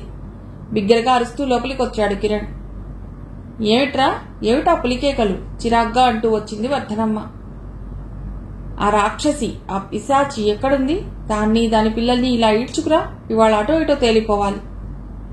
అంత ఆవేశం ఎందుకో అర్థం కాలేదు ఆమెకి. ఎందుకురా? ఏం జరిగింది? ఎందుకా? నా కడుపు మండిపోతోంది. నా ఆశలన్నింటినీ పాడు చేసింది. ఎవరు? శాంతేనా? అది నా పాలిట అశాంతి. ఈరోజు ఈ పీడ విరగడ చేస్తా. వీధి తలుపులు వేసిరా. పక్కన వాడున్నాడా? లేడు. సినిమాకి వెళ్ళినట్లుంది. ఏమిటి ఆవేశం? ఆవేశం కాక ఇది శరణ్యకి వాళ్ళ నాన్నకి ఉత్తరాలు రాసింది. వాళ్ళవి నా మొహాన కొట్టి మెడపట్టి బయటికి గెంటారు. పోలీసులకు పట్టివ్వబోతే బతిమలాడుకుని బయటపడ్డాను. ఎంత అవమానం! అవమానం మాట అటుంచు. ఎంత డబ్బు, ఎంత బంగారం, ఎంత ఆస్తి చేజారిపోయింది. దీనికి వాళ్ళ అడ్రస్ ఎలా తెలుసురా? ఉన్నాడుగా పక్కన. ఆ దరిద్రాన్ని పంపించవే అంటే విన్నావా? వాళ్ళకి ఇల్లు దొరకలేదుట. అద్దె పెంచుకోమన్నాడు. ఆ పిల్లకి వీళ్ళిద్దరి గురించి ఉత్తరాలు రాశా. మొగుడు పెళ్ళాం పొట్లాడుకుంటూ ఇక్కడే ఉన్నారు గాని ఖాళీ చేయరాయే. ఏం చేయను? సరే, ఇంట్లో కిరోసినుందా? ఉంది. ఇద్దరు శాంతి గదిలోకి వచ్చారు. పిల్లలున్నారు. వర్ధనమ్మ వంటింటి వైపు చూసింది. ఆ గది తలుపు వేసింది. కిరణ్ వంటింటి తలుపు బాదుతూ తలుపులు తీయవే కర్కశంగా అరుస్తున్నాడు. తీయను. అంత గట్టిగానూ అంది శాంతి లోపల నుండి. అటూ ఇటూ గడియ పెట్టుకుంది. తీయకపోయావో నీ పిల్లల్ని అడ్డంగా నరుకుతా. వాళ్ళు నాకే కాదు నీకు పిల్లలే అంది శాంతి. వాళ్ళు నాకు పుట్టలేదు. అందుకే వాళ్ళంటే అసహ్యం. మర్యాదగా తీ, లేదా వాళ్ళిద్దరినీ చంపుతా. అమ్మా తీసుకురా అరిచాడు. వర్ధనమ్మ నిద్రపోతున్న పిల్లలిద్దరినీ లాక్కొచ్చి తలుపు దగ్గర కూలేసింది. సడన్ గా నిద్రలోంచి లేచిన పిల్లలిద్దరూ అమ్మా అంటూ బిగ్గరగా ఏడవసాగారు. వాళ్ల ఏడుపుకి ఆగలేక తలుపు తీసింది శాంతి. వెంటనే లోపలికి వచ్చారు వర్ధనమ్మ, కిరణ్, పరంధామయ్య. ఏమే ఒళ్ళు కొవ్వెక్కిందా? దిక్కులేని దానివని జాలి తలచి ఇంట్లో ఉండనిస్తే వాడికి ఎసరు పెట్టావా? వాడికి కాబోయే మావగారికి ఉత్తరాలు రాస్తావా? అదంతా అబద్ధమని వెళ్ళి వాళ్ళకి చెప్పిరా అందామె. చెప్పను. నా ప్రాణం పోయినా చెప్పను. మరో అమాయకురాలు నాలా బలి కాకూడదు. చూసావమ్మా దీని పొగరు? ఇది బతుకుంటే నా బతుకు అధోగతే. దీన్ని గట్టిగా పట్టుకోండి అన్నాడు కిరణ్. శాంతి బయటికి పరిగెత్తబోయింది. పరంధామయ్య, వర్ధనమ్మ గట్టిగా పట్టుకున్నారు. వదలండి బిగ్గరగా అరవబోయింది. శాంతి నోరు గట్టిగా అదిమి పట్టింది వర్ధనమ్మ. ఏరీ దీని పిల్లలు? ఒక్కసారి తగలబెడతా. నా పీడ విరగడవుతుంది. కిరోసిన్ డబ్బా మూతదీసి శాంతిపై వంపాడతడు.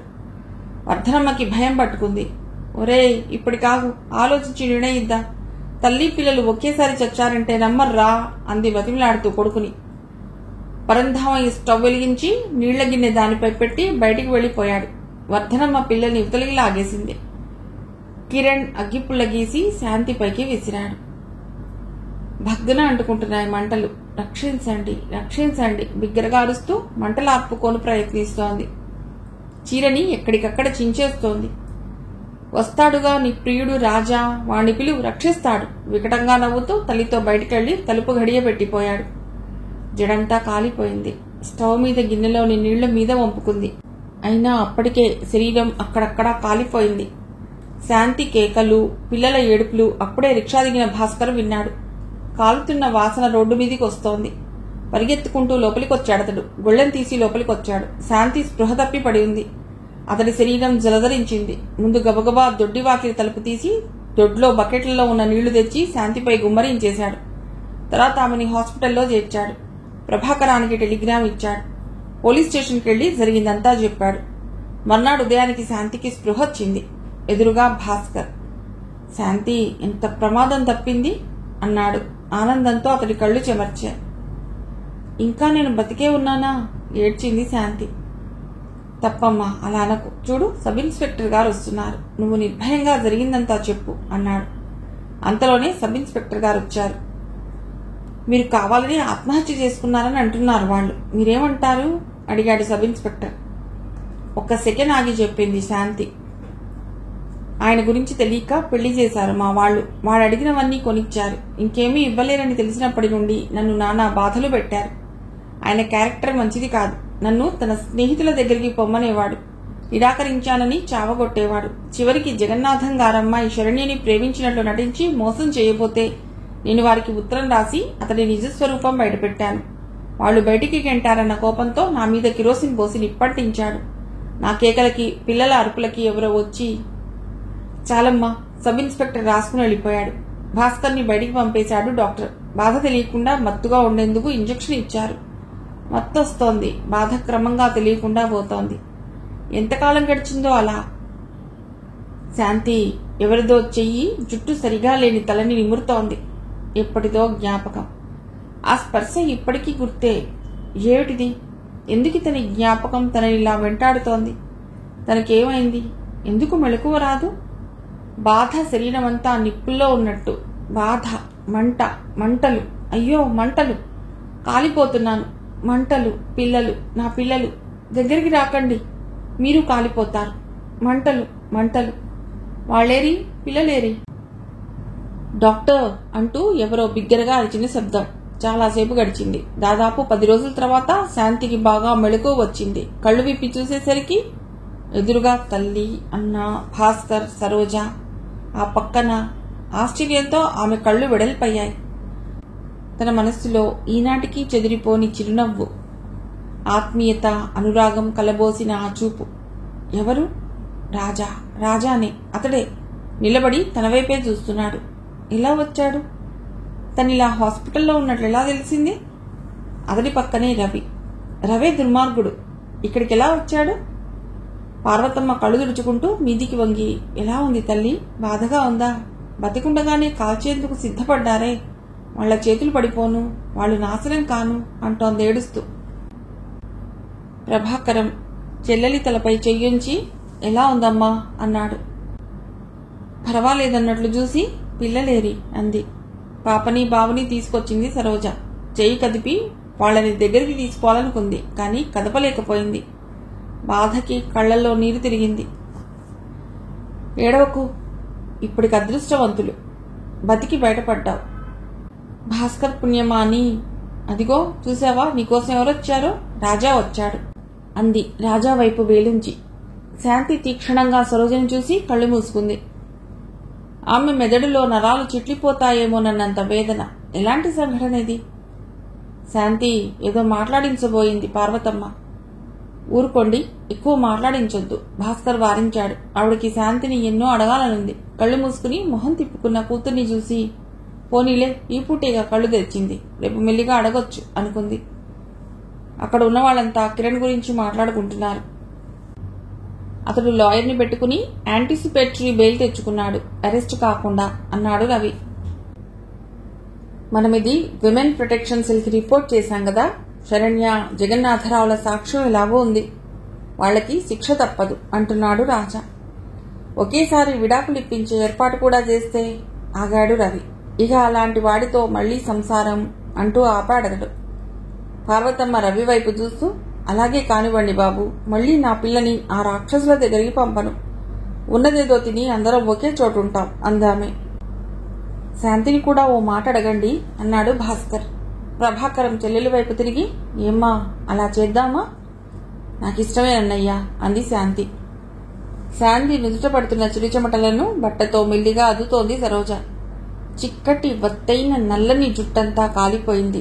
ఎర్రగా కమిలిపోయినట్లుంది తల. నాకెన్నో రకాల స్నేహితులున్నారు. ఆ మాటకొస్తే నేను చెడ్డవాణ్ణి. కానీ ఇంత అమానుషమైన పనులు చేసేవాడికి కొంతకాలం స్నేహితుడినైనందుకు సిగ్గుపడుతున్నా. 2 ఏళ్లు దాటింది అతడితో కలవటం మానేసి. రాజా ఈ మధ్యనే ఇక్కడికి రావటం, భాస్కర్ కలవటంతో శాంతి ప్రమాదం విషయం మాకు తెలిసింది. లేకపోతే నాకీ గొడవలేవి తెలిసేవి కావు అన్నాడు రవి. పోనీయండి, జరిగిందంతా ఓ పీడకల. శాంతికిది పునర్జన్మ అంది సరోజ. తను వినాలని అతడలా మాట్లాడాడని గ్రహించింది శాంతి. అయినా వీళ్ళందరూ ఇలా ఎట్లా కలిసిపోయారు? ఇంత చనువుగా మాట్లాడుకుంటున్నారేమిటి? రవి పార్వతమ్మని ప్రభాకరాన్ని చూస్తూ, ప్రభాకర్, అమ్మని తీసుకుని పదండి. శాంతి దగ్గర రాజా ఉంటాడు. పిల్లలు మీరు భోంచేసి రావచ్చు. నేను రాజా తర్వాత లాయర్ దగ్గరికి వెడతాం. సరోజ గారు బయలుదేరండి అన్నాడు. ప్రభాకరం మొహమాటంగా చూస్తూ, 15 రోజులుగా వారింట్లోనే ఉంటున్నాం. ఇంకా మమ్మల్ని రుణగ్రస్తుల్ని చేయకండి. వేరే ఏదైనా ఇల్లు చూసుకుంటాం అన్నాడు. ఏం రాజా, ఇల్లు సౌకర్యంగా లేదా? ఇలాంటి మొహమాటాలు పెట్టుకోకండి. మనిషికి మనిషి సాయం అంతే. అసలు మా ఇంటికే తీసుకెడతానంటే రాజా ఒప్పుకోలేదు అని పాపనెత్తుకున్నాడు రవి. శాంతి పక్కకి తిరిగి అన్నయ్య పిలిచింది. ప్రభాకర్ దగ్గరగా వంగి, ఏం కావాలమ్మా అడిగాడు. మీరెవరింటికి వెళ్లొద్దు. మీరు తప్ప ఇంకెవరూ నా కోసం ఇక్కడ ఉండనక్కర్లేదు. నువ్వు వెళ్ళి డాక్టర్తో మాట్లాడు. వెళ్ళిపోదాం. నాకిప్పుడు బాగానే ఉందిగా అంది. నీకు ఇంకా ఏమీ తగ్గలేదు శాంతి. కనీసం నెలన్నా నువ్వు ఇక్కడ ఉండాలి. ఈ స్థితిలో నేను డాక్టర్ బెడ్ దిగనిస్తారా? ఎక్కడైనా ఇల్లు తీసుకోండి. అంతేగాని పిల్లల్ని నా దగ్గరే ఉంచండి. అలాగే, సరోజ బంధువులే ఇక్కడ బ్రాడీపేటలో ఉన్నారట. వారింట్లో ఒక గది తీసుకుంటా. నువ్వు మా గురించి ఆలోచించకు, విశ్రాంతి తీసుకో అంటూ రాజా వైపు చూశాడు. బయటికి వెళదాం రమ్మని సంజ్ఞ చేశాడు రాజా. ప్రభాకరం అతడితో బయటికి వెళ్లాడు. పార్వతమ్మ తప్ప అందరూ వెళ్లిపోయారు. మీరెప్పుడొచ్చారమ్మా అడిగింది శాంతి. పార్వతమ్మ కూతురు కాలిన చెయ్యి చూస్తూ, భాస్కర్రావు ఇచ్చిన టెలిగ్రామ్ చూసేసరికి అందరికీ మతిపోయిందనుకో. వెంటనే బయలుదేరొచ్చాం. ఆ గదిలో పెద్ద తెరగట్టి లోపల ఉంచారు నిన్ను. ఆ స్థితిలో చూడగానే కళ్ళు తిరిగాయి నాకు. 4 రోజులైంది ఈ గదిలోకొచ్చి. ఎన్ని ఇబ్బందులు పెట్టారే నిర్భాగ్యులు. భాస్కర్రావు చెప్తుంటే వింటున్నా. అందరికీ కడుపులో మంట పుట్టిందంటే నమ్ము. ఆ రవి, రాజా వాళ్ళ అంతు చూస్తామని లేచారప్పుడే. వీళ్ళెలా కలిశారు మిమ్మల్ని? ఆ రాజా అనే అబ్బాయి ఈ మధ్యనే విదేశాల నుండి వచ్చాట. ఇక్కడే అతడి ఆస్తులు ఈ రవి చూస్తున్నాట. ఆస్తిపాస్తులు చూసుకొని వచ్చాడు కాబోలు. భాస్కర్రావు కలిశాట. వచ్చినప్పటి నుండి చూస్తున్నా. రామ లక్ష్మణుల్లా ఇక్కడే ఉన్నారిద్దరు. పెద్ద పెద్ద డాక్టర్లకి చూపించారు నిన్ను. బలవంతం చేసి మమ్మల్ని తనింటికి తీసుకెళ్లాడు రాజా. అంత డబ్బున్నా కించిత్తు గర్వం లేదు. రాత్రింబవళ్ళు ఇక్కడే ఉన్నాడు. రాత్రులు మమ్మల్ని పడుకోమని నీ దగ్గర తనే కూర్చున్నాడు. మధ్యలో పోలీసు గొడవ. ఎవరెవరికో ఫోన్లు చేశాడు. ఆ ముగ్గురికి యావజ్జీవ శిక్ష తప్పదన్నాడు. ఒక్కోసారి దేవుడు మనుషుల రూపంలో వచ్చి సహాయపడతాడట. ఇదేనేమో. లేకపోతే అతడికి మనకి బంధుత్వమా? ఏముందని చెయ్యెత్తి మొక్కొచ్చు. అంత దొడ్డగుణం. శాంతి మౌనంగా వినసాగింది. అతడి భార్యాపిల్లలు రాలేదు కాబోలు. ఇక్కడికి రాగానే యాదృచ్ఛికంగా భాస్కర్ కలిసి విషయాలు చెప్పాడులా ఉంది. ఎంత దురదృష్ట సంఘటన. ఎటువంటి స్థితిలో అతడిని చూడవలసి వచ్చింది. నువ్వు ప్రేమించానని చెప్పి మోసం చేసినా నేను నీకోసం ఏడుస్తూ కూర్చోక పెళ్లి చేసుకుని పిల్లా పాపలతో సుఖంగా ఉన్నాను. నా భర్త నీకన్నా ఎంతో గుణవంతుడు, ఉత్తముడు. నీ ఎంత ధనవంతుడు కాదు గాని నన్ను పువ్వుల్లో పెట్టి ఆరాధిస్తాడు.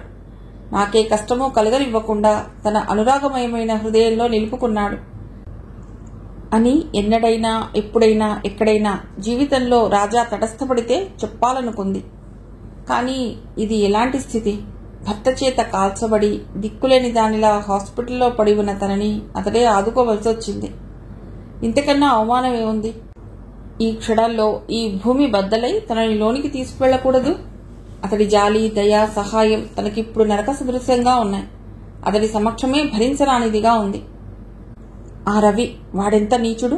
తనకి స్పృహ తప్పబట్టిగాని, లేకపోతే చిచి దుర్మార్గులు ఇప్పుడు కూడా ఏదో దురుద్దేశంతోనే ఈ సహాయ నాటకం ఆడుతున్నారేమో. ఏమో. అమ్మా పిలిచింది శాంతి. ఏమిటి శాంతి? దగ్గరగా వచ్చి కూర్చుంది పార్వతమ్మ. నువ్వు డాక్టర్తో చెప్పు, మనం వెళ్ళిపోదాం, నాకు ఇక్కడ ఉండాలని లేదు అంది. ఈ పరిస్థితుల్లో నిన్ను కదుపుతారా? ఎందుకట్లా అంటున్నావే తల్లి అంది కూతుర్ని చూస్తూ. ఆవిడ కళ్ళు చెమ్మగిల్లాయి. నా బాధ నీకు అర్థం కాదమ్మా. నాకు చచ్చిపోవాలనిపిస్తోంది. అదేమిటే తల్లి అట్లా అంటావు? ఊరుకోమ్మా. పార్వతమ్మ ఎంత ఓదార్చినా పదే పదే అదే మాట అంటోంది శాంతి. పార్వతమ్మ కంగారు పడి డాక్టర్ని పిలుచుకొచ్చింది. మిగిలిన కథ తర్వాతి భాగంలో.